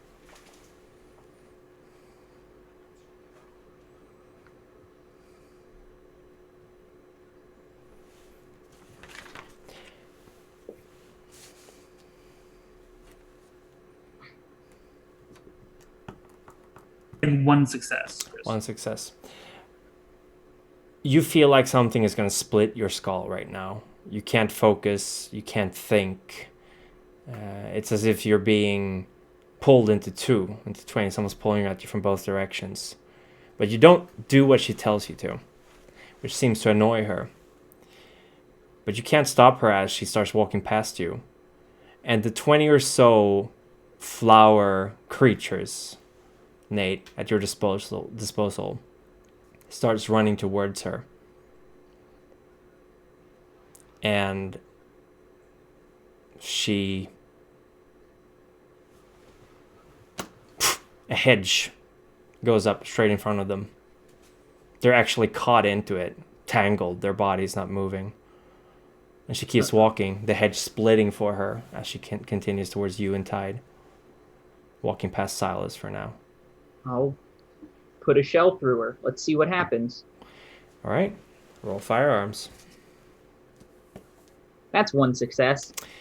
That is not enough. It misses.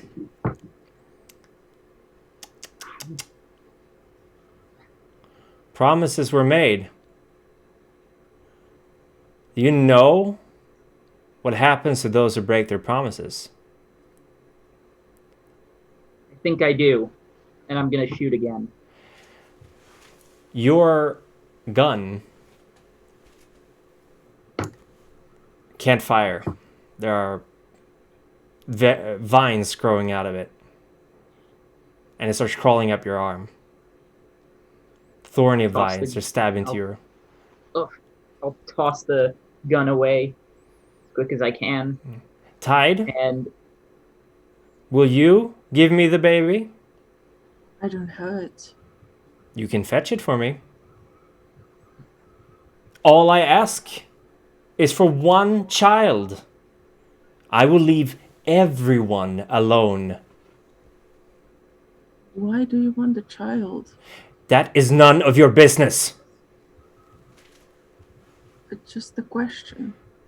And I refuse to answer it. Give me the child!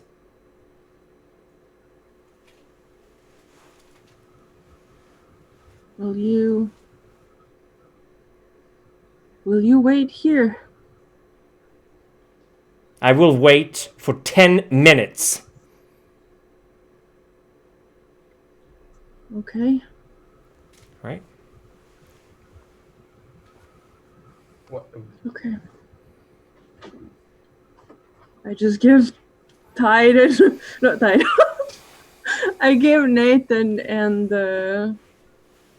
Silas a look, and then turn on my heel and run inside. You run inside and you realize that the machinery has stopped. There's a heartbeat in the entire thing. Nova, there's a gasp coming from the crowd.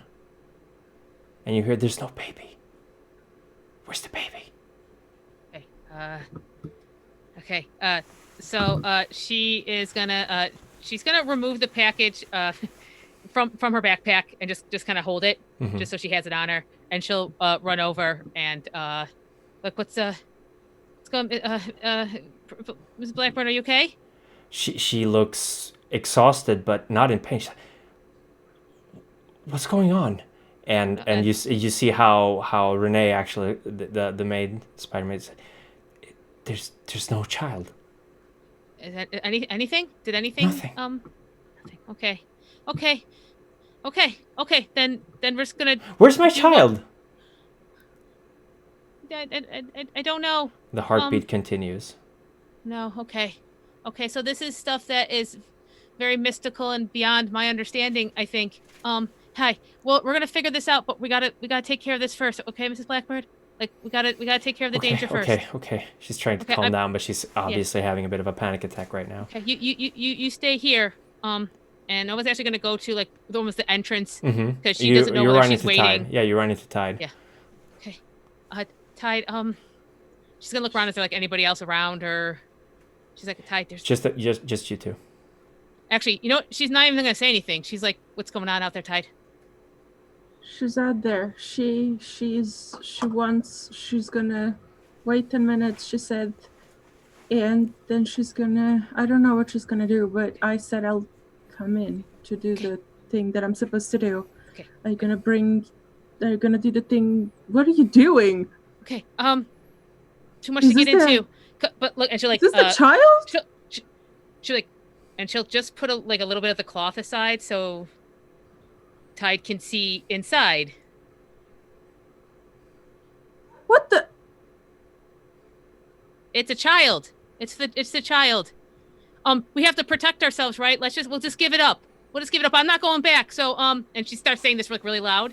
Like I'm not going back. So let's just give the baby up, and we can protect ourselves.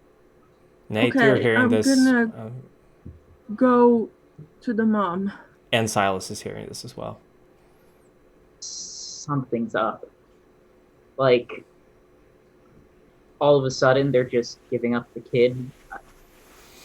I'm not taking my eyes off this lady, but at the same time, I'm now incredibly curious as to what's happening.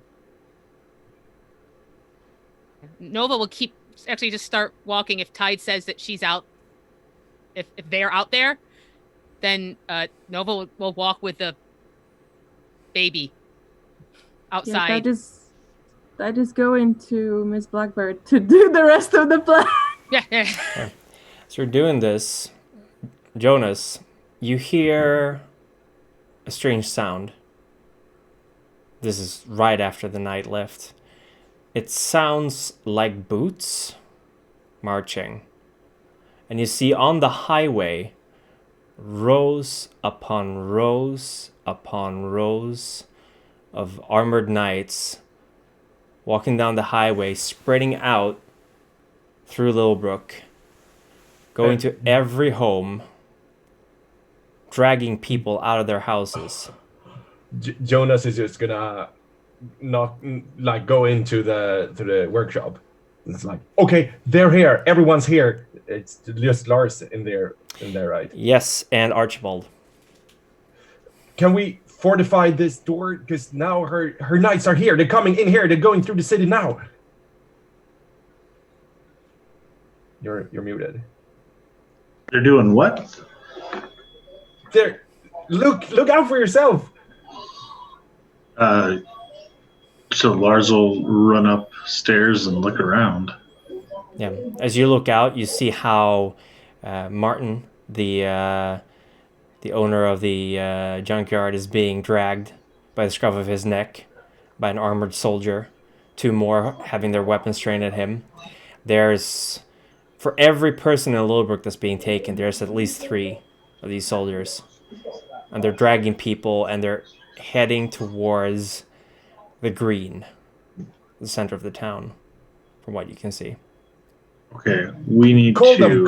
Call them and tell her this. to kill her now. Yeah. So Lars will pull out his phone and he'll call Tide because Nova destroyed hers. Tide is at the moment Inside, so unreachable. no. Can't reach Tide. She would be in the labyrinth. She has no reception. Silas or Nate, maybe. Then he'll try Nate. Nate, your phone's ringing. Pick it up. Hello? They're taking people in town. Do it now. Yeah, about that. Things kind of went south immediately. You jammed the Tell gun up Nova the Plan C. Nova, I've been told to tell you Plan C. Oh, is she out? You already? hear? Are you yelling that down into the? Yeah, I'm yelling that down. Nova yell, the hell with anybody's plan. I'm saving myself. I'm coming out with the baby. Oh, son of a bitch. Nova's coming out with a baby. What do I do? That's Plan C, dumbass. Oh, shit. Okay, fuck. Get out of the way. I don't like this. Anyways, I'll hang up and I'll get out of the way.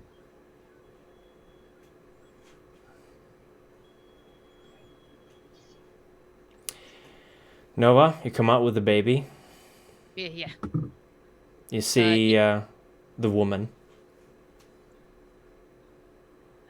No, keeps her eyes down, and is appearing very scared, and she's like, okay, so I don't want to go back, and I don't want to do this, and just take the damn baby. This isn't even our fight.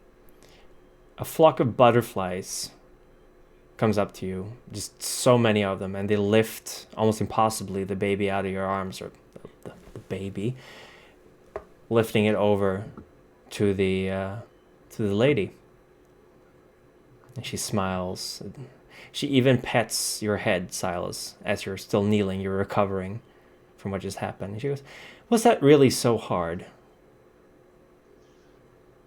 One life for countless more. After all, you mortals, you breed like rabbits. Disgusting." And she takes the wrapped baby. She cradles it in her arms. She pulls away the thing covering the face. and she shrieks. Not sure if it's in pain or anger, but she shrivels up like a prune, just drains and turns into dust that spreads across the grass. And the baby just falls dunk to the ground. Red glass.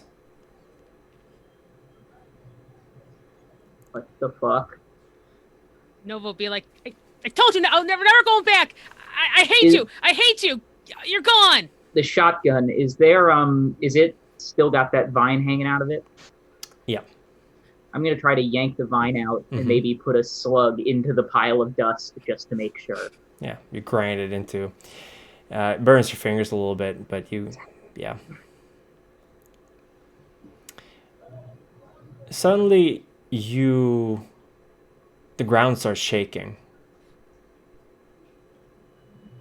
Nothing can be easy around here, can it? Oh boy. Oh, by the way, so hey, here's the thing. There's no baby. What? There's no baby? This might be related. There's like a big heartbeat all over in the labyrinth, and there was no baby. And okay, I just thought I'd update you. And she goes over and she stomps on the dust a little while she's talking. Why can't anything make sense?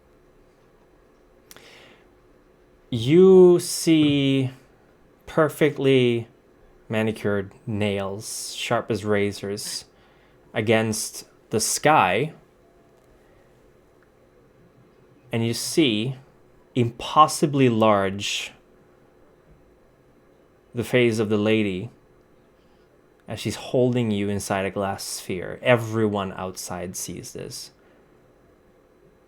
And you hear her voice booming, and she goes,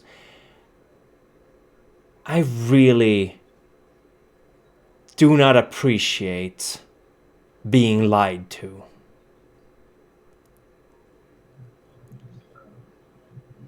And almost cartoonishly, the world you're in shrinks, contracts. But you're still there. You shrink with it as well. And you find yourself in the green of Littlebrook as the buildings start. First you think they're collapsing. Then you realize that they're being deconstructed. Brick by brick by brick, they're just disappearing around you. The trees shrink down, replaced by older trees, bigger trees, thicker. The wild forest is reclaiming this area. The hole in the ground is still there, but everything else is gone. But the river and the small field that you're on. And the people of Littlebrook rounded up, guarded by hundreds of soldiers. Do me and Lars see this as well? Yes, you are also pulled to the green. Oh shit. There's a buzzing noise in the air. What's louder and louder and louder? What do we do? Plan F, what do we do? No, don't say plan F. Question. Tide ran into the room with Miss Blackbird and tried to, but I guess they didn't manage to get to the mirror before all this started happening. No, they were outside, the other ones. They weren't in Lars's thing. No, they're not outside. But you hear the heartbeat very loudly. And from the mirror, this swarm of insects are coming out. It's a massive swarm of mosquitoes, of flies, bigger dragonflies, hornets, and bees. Lots and lots of bees are flying out. Zooming past you, out through the hole in the ground. And Nate, you see a familiar face in the cloud of insects that's coming out.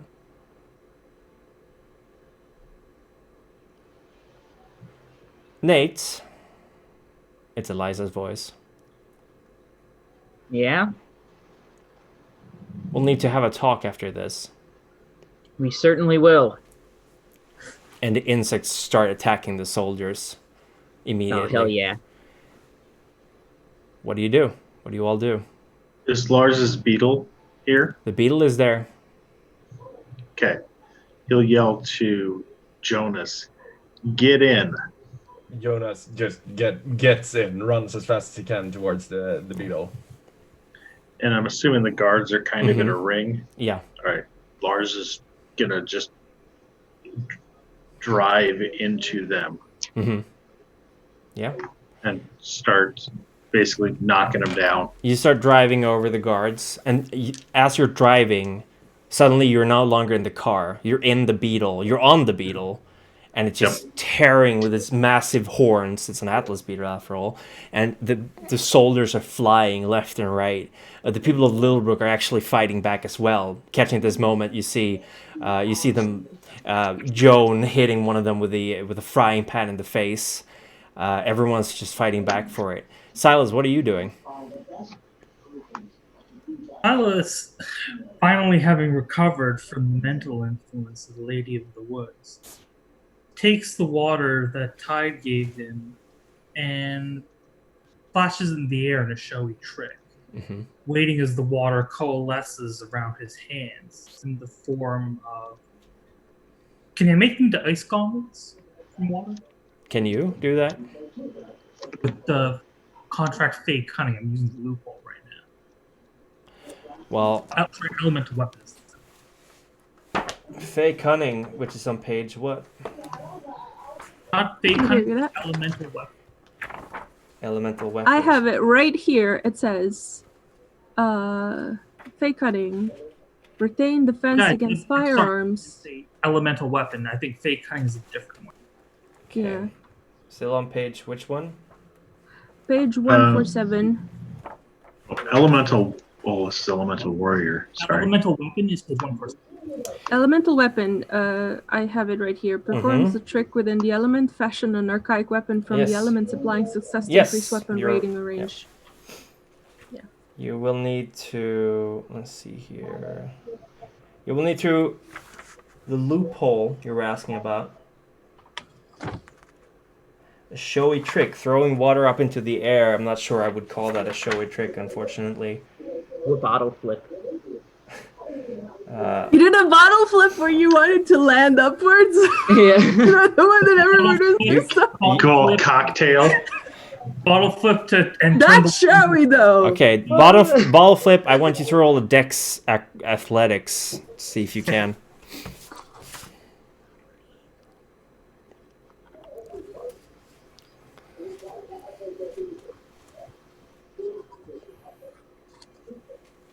And yeah, which is one success. It was critical. Let's see. And that's the second. A second critical. Roll again. Okay, so just two successes. Two successes is enough. The bottle almost tips over, but then it lands. And yes, I will say that's a show enough trick that yes, you don't have to use any glamour. You got ice fists. I have to do the present survival word roll for the actual contract. Yes, that's true. We gotta hurry up though. We only got 20 minutes left to go. So.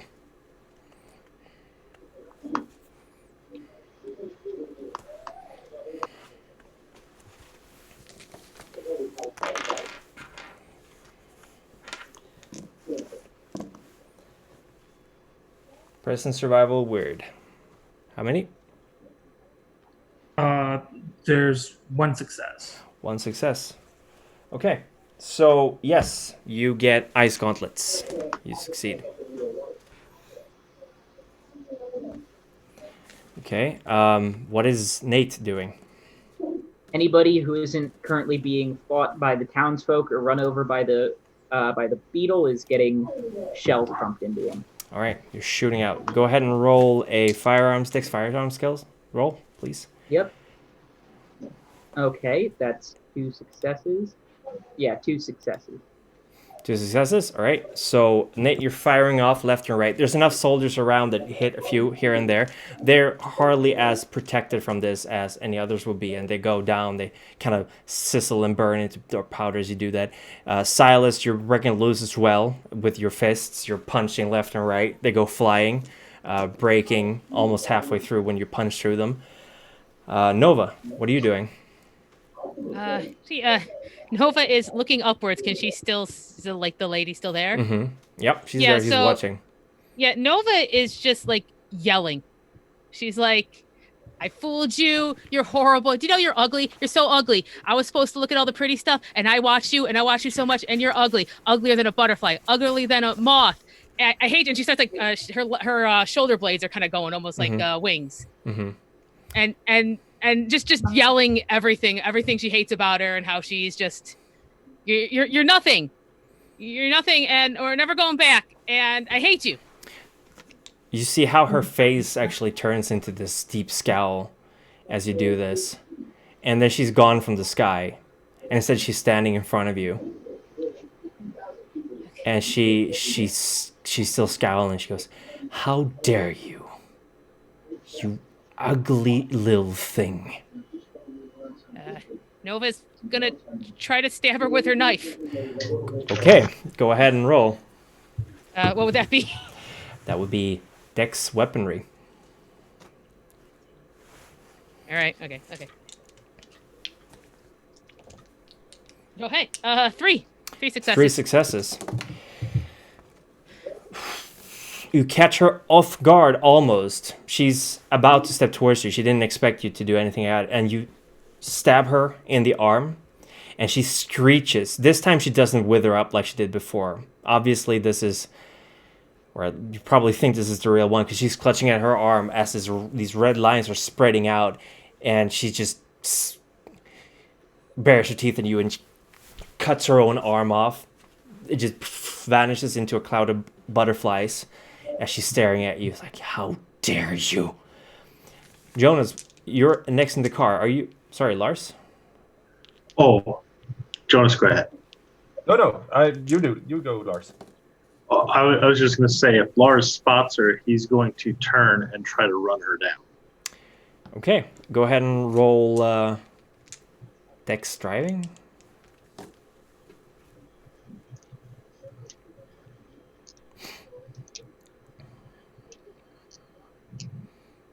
Good thing I put a whole dot in drive. And as you're doing that, Silas, you hear the roar of your dragon as it's flying through the sky. And likewise, there are armored knights riding in on giant butterflies, coming to help their mistress. But the dragon just crashes into one of the sideways and eats up half of the butterfly in one go. And the rest just spirals down towards the ground, crashing and plowing through the ground before they dissolve into dust. So how many successes? 4? Tide, she's looking... Nova, she's looking extremely pissed at you, and she starts walking towards you. The arm kind of just beginning to grow out again when she's completely hit by the beetle and sent flying. Except she actually grabs onto the horn of the beetle, and with a scream of rage, she just breaks the horn in half. And she stares up at you now, Lars.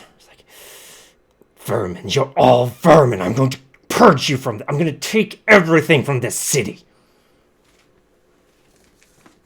Tide, what are you doing? Well, good question. Where am I? You are standing on the green.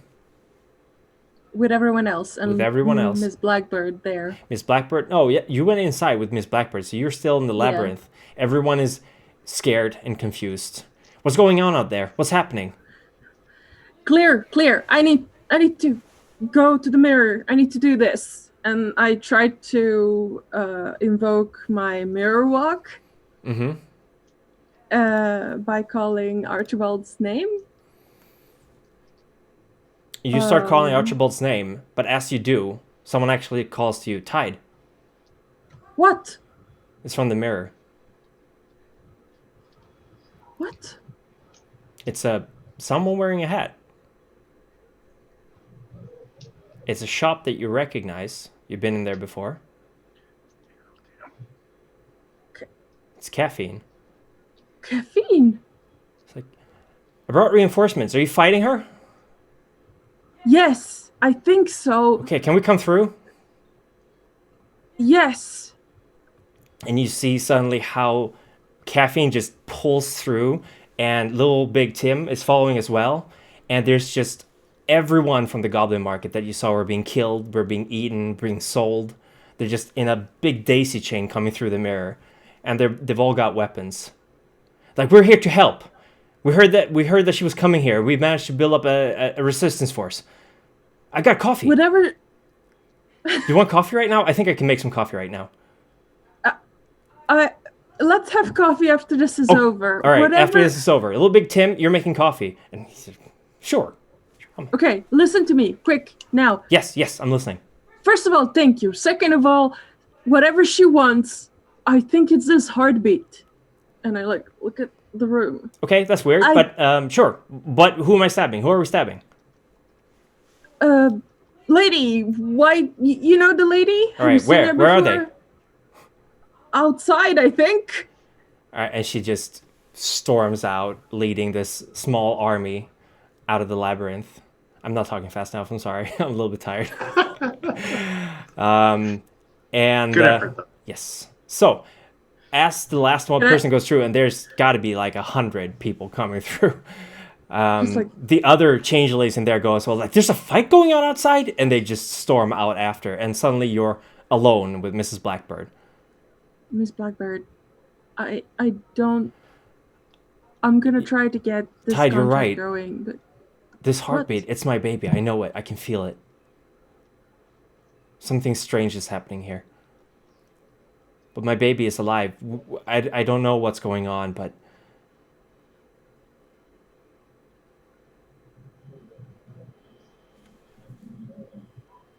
I'll try to contact... I can't contact them. Yes, I'm here. Archibald is calling from the mirror. He's still sitting at the mirror in the workshop? Yeah. He was overridden by caffeine and the army. Let me see if I can do that.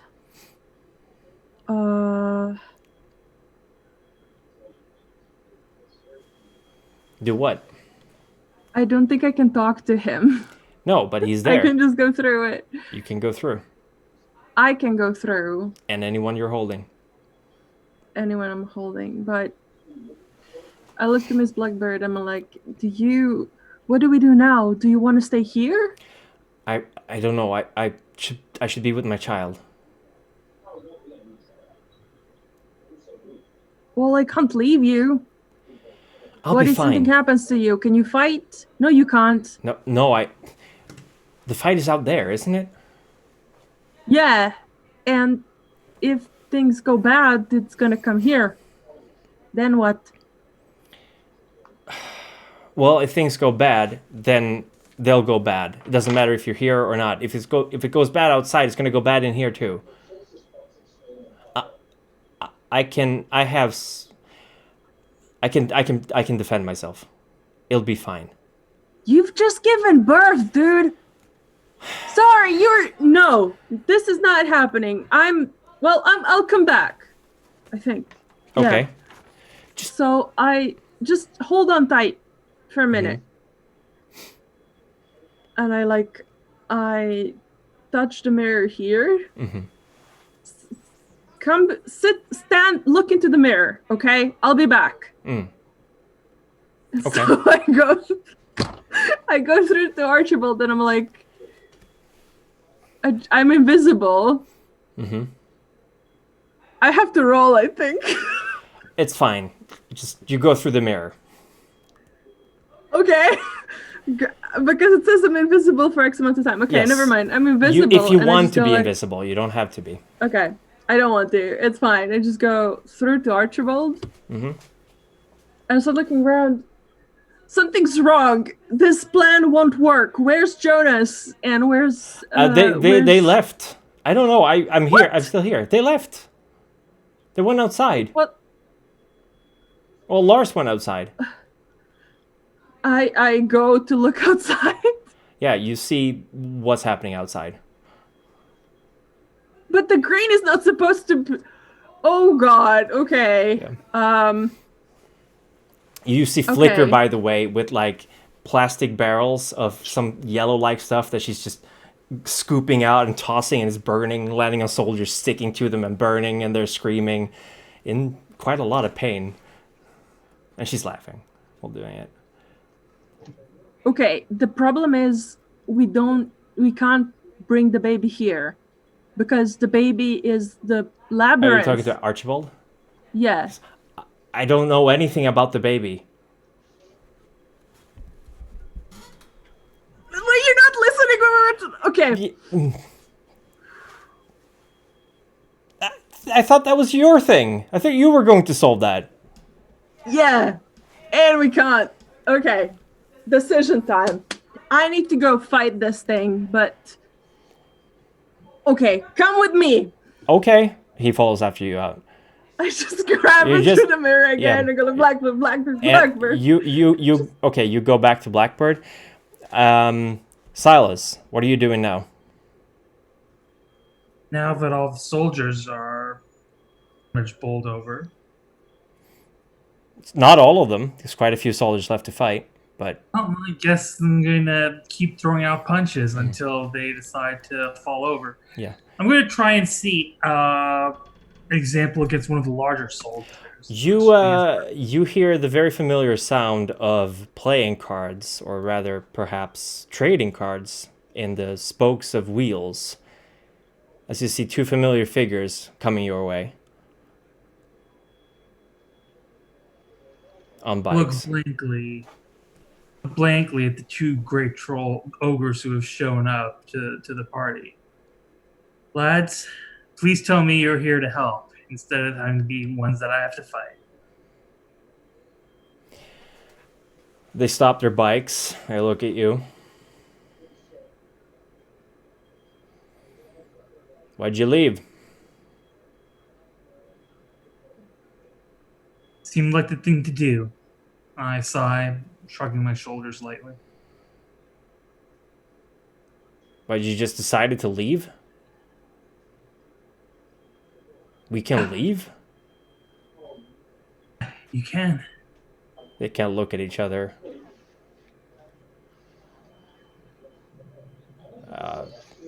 All right. Just screw this. They can kick their bikes to the side, crack their knuckles. Never liked working for her anyway. That's, I say, cracking my own knuckles, getting ready to launch right back into the midst of the heavily armored soldiers. It was always great working with you. Same to you, Silas. Say, cracking. And with that, I launch back at the soldiers. Yeah. As I'm defending the freehold against enemies, you get quite a bit of a bonus on top of my normal roll. So go ahead and roll a dex brawl or strength brawl check just to see how much ass you're kicking, because you're kicking ass right now. I had 14 dice with 5 successes. All right. You're kicking ass and taking names. You're basically plowing your way through these soldiers. They're like crushing them in your fist, and you see that they're kind of wavering, and suddenly, however, as if it's always been there, a very large white castle is visible in the distance. Nate, Tide, Nova, you all recognize this castle very well. I mean, in fact, everyone would, because you saw it as well in the distance when you were in the Goblin Market. Not quite this way, though, because it is alive. It is some kind of creature making its way towards you. And as it does, and it's enormous, the ground shakes with each step it's taking, this golem of a castle. And you see the lady's just standing up after having been driven over. She's holding the broken horn of the beetle in one hand. Jonas, what do you want to add? Yes. When I see all this happen, I'm still in the car, and the car, I guess, is standing still. So Jonas just turns invisible. Okay. And like loads his gun with a redstone bullet, and just starts running towards her, the face, and just like gets in front of her, tries to get close to her, and say, "Stop this!" and then fires as close as he can the bullet. All right, roll Dex Firearms. You're muted. Sorry, didn't hear. I'm gonna willpower it. Okay. 3 extra dice, right? Or is that? Yes. No successes. No successes. You miss. You can. And immediately she looks at you. Doesn't matter that she sees you. She says, "Jonas, why would you do that?" And you feel the impact of the beetle's horn in the side of your face. Right. How many wounds do you have? I have taken 2 health levels of damage already. Right. How many health levels do you have left? 5. You take 5 health levels of damage as you're sent flying, slamming into the beetle and sliding down its side. And the woman, the lady, mother, the beautiful face, looks at all of you, eyes blood red. She goes, "I should have drowned you all instead of taking you in." And Nate, what are you doing right now? So Jonas just missed his shot. I think I'm going to do the classic Nate thing and try to follow it up, but this time not miss, hopefully. All right. Go ahead and roll. Okay. Let's see. This is Dex Firearms. Mm-hmm. Come on, Onyx Dice app. Load. Oh, no. There we go. Okay. This is for all the marbles. Big numbers. Not terrible, not good. 2 successes. You fire, hitting her in the shoulder.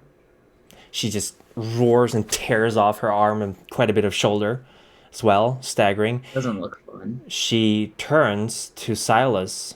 And Silas, you smell cherry pie. You hear the crinkle of oven paper. The soft static music of radio in the background. She goes, Silas, why would you do this to me? Why are you hurting me? You should protect me. Silas, what do you do?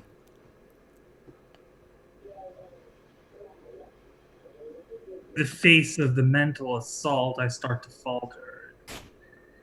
Of course, it takes very little time for me to remember that while eating the cherry pie, while taking the seat of the bike that I had, I remember how painful it was. I remember the consequences for failure.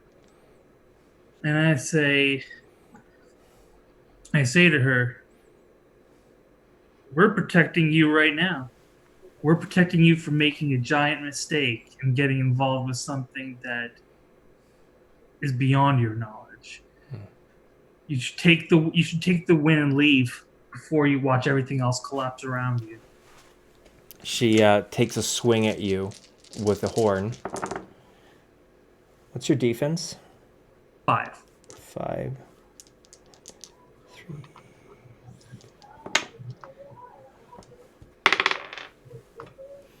That is a hit. You take 3 health levels of damage as she slams the horn into you. Like, foolish child! She turns to Nova. Nova, sweetheart, I can make you beautiful. I can make you perfect like the butterflies in the sky. Help me. Nova just leaps up and tries to stab her in the face. All right, Hell go right yeah. ahead. Roll.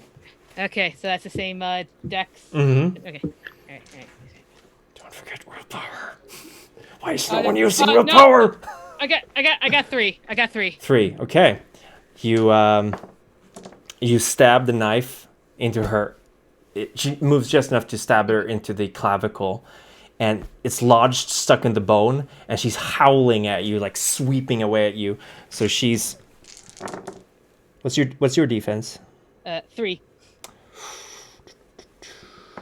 You take 4 points of damage.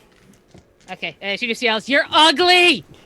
And she hits the ground. She howls at you. Tide, you've always protected everything that I have. Why don't you protect me now? Tide is still with Bliss Blackbird, though. Oh, sorry. I thought you were there. I mean, I wanted to run out so Tide would actually see all this, so that's fine, I guess. Let's say you're running out. You appear just as this happens. Tide, help, protect me. Protect your master. You're always my most valued servant. I was? Yes. You were like a child to me. Oh. Right. She's holding out her hand to you, smiling. Well, you were not like a parent to me. You were not any kind of parent. And I just kind of grabbed the sword and just like... Okay. Go right ahead and roll. So I don't have to. Oh gosh, I don't... Spend a willpower. Wait, there is another thing. Spend a willpower. Hold on. No one using willpower. I knew...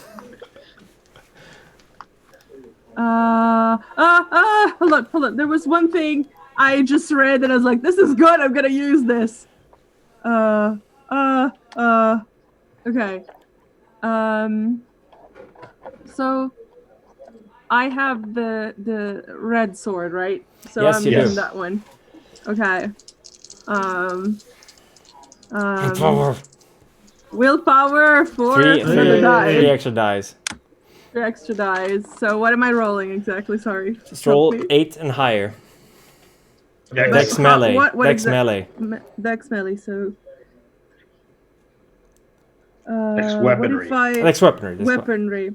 So like 4, 3, and then 3 extra? Yes. Oh crap, okay. That's 10 dice. I hope I do this.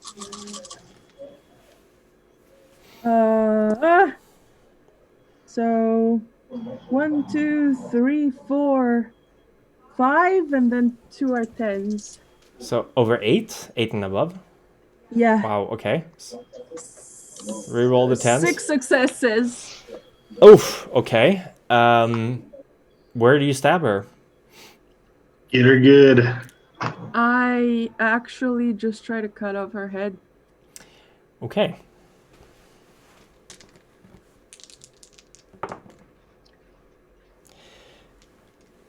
You cut about You are this not way. fit to be a parent. Ever. And just like... You cut about halfway through her neck before she slams the weapon against you. And you take 2 points of damage as you're pushed away. And she's clutching her throat, kind of staggering around. And she walks over to where Jonas is and just lifts him up. Isn't that... I'm dead or unconscious, right? Yes, you're unconscious. You're not dead. Yet. If she does. Yet. Yet. If you let me leave, I will spare his life.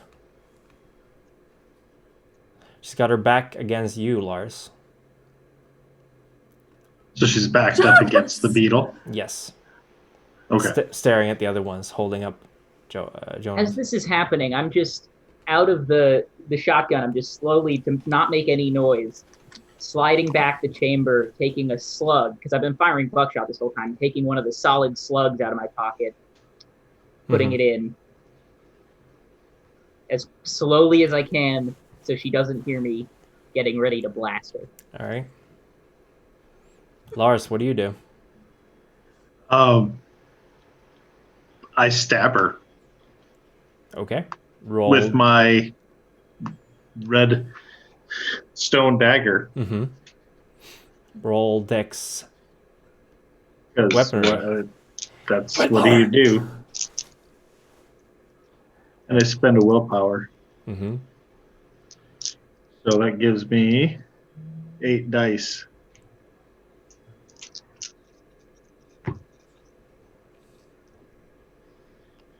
All right. 9, 10, 8, 9. So 4 successes plus another 10. Do I keep re-rolling? You keep re-rolling 10s, yes. Okay.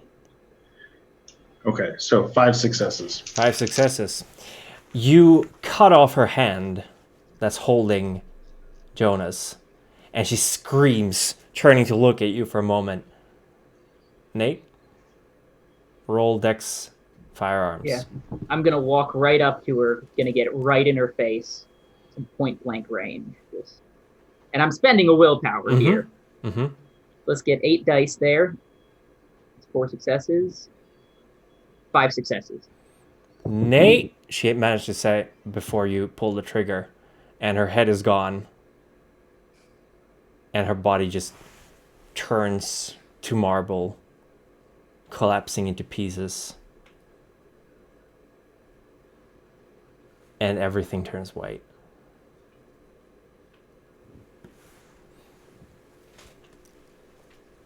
And I think that's where we're going to end for now. And there will be an epilogue episode later, which we will record together and release in a while, because unfortunately it is midnight and we have played for 3 hours. We're out of time on Littlebrook, huh? Oh yeah, you can say that again. Did we do it? Did we not do it? Oh my god! Stay tuned to find out! We will try to record. Hopefully sometime we'll find a time to record, and I'll put it up on my channel. With a little, we got Victor here joining in. Hey, Victor. Thank you very much, everyone, for watching and for playing. I'm sorry we had to end it here, but I hope you look forward to the epilogues. Oh yeah. Oh yeah. Thanks for watching our Changeling Littlebrook. Yeah. Thank you, everyone, for watching. It's been a crazy couple of months. I love you all so much. Take care. Stay safe. Check out the Kickstarter. Check it Legend out. Lore. Legend Lore. Bye. And thank you so much for all this time. Before we go, one more time, we love you. Good Bye, night. everyone. Good Bye, night. people. Bye.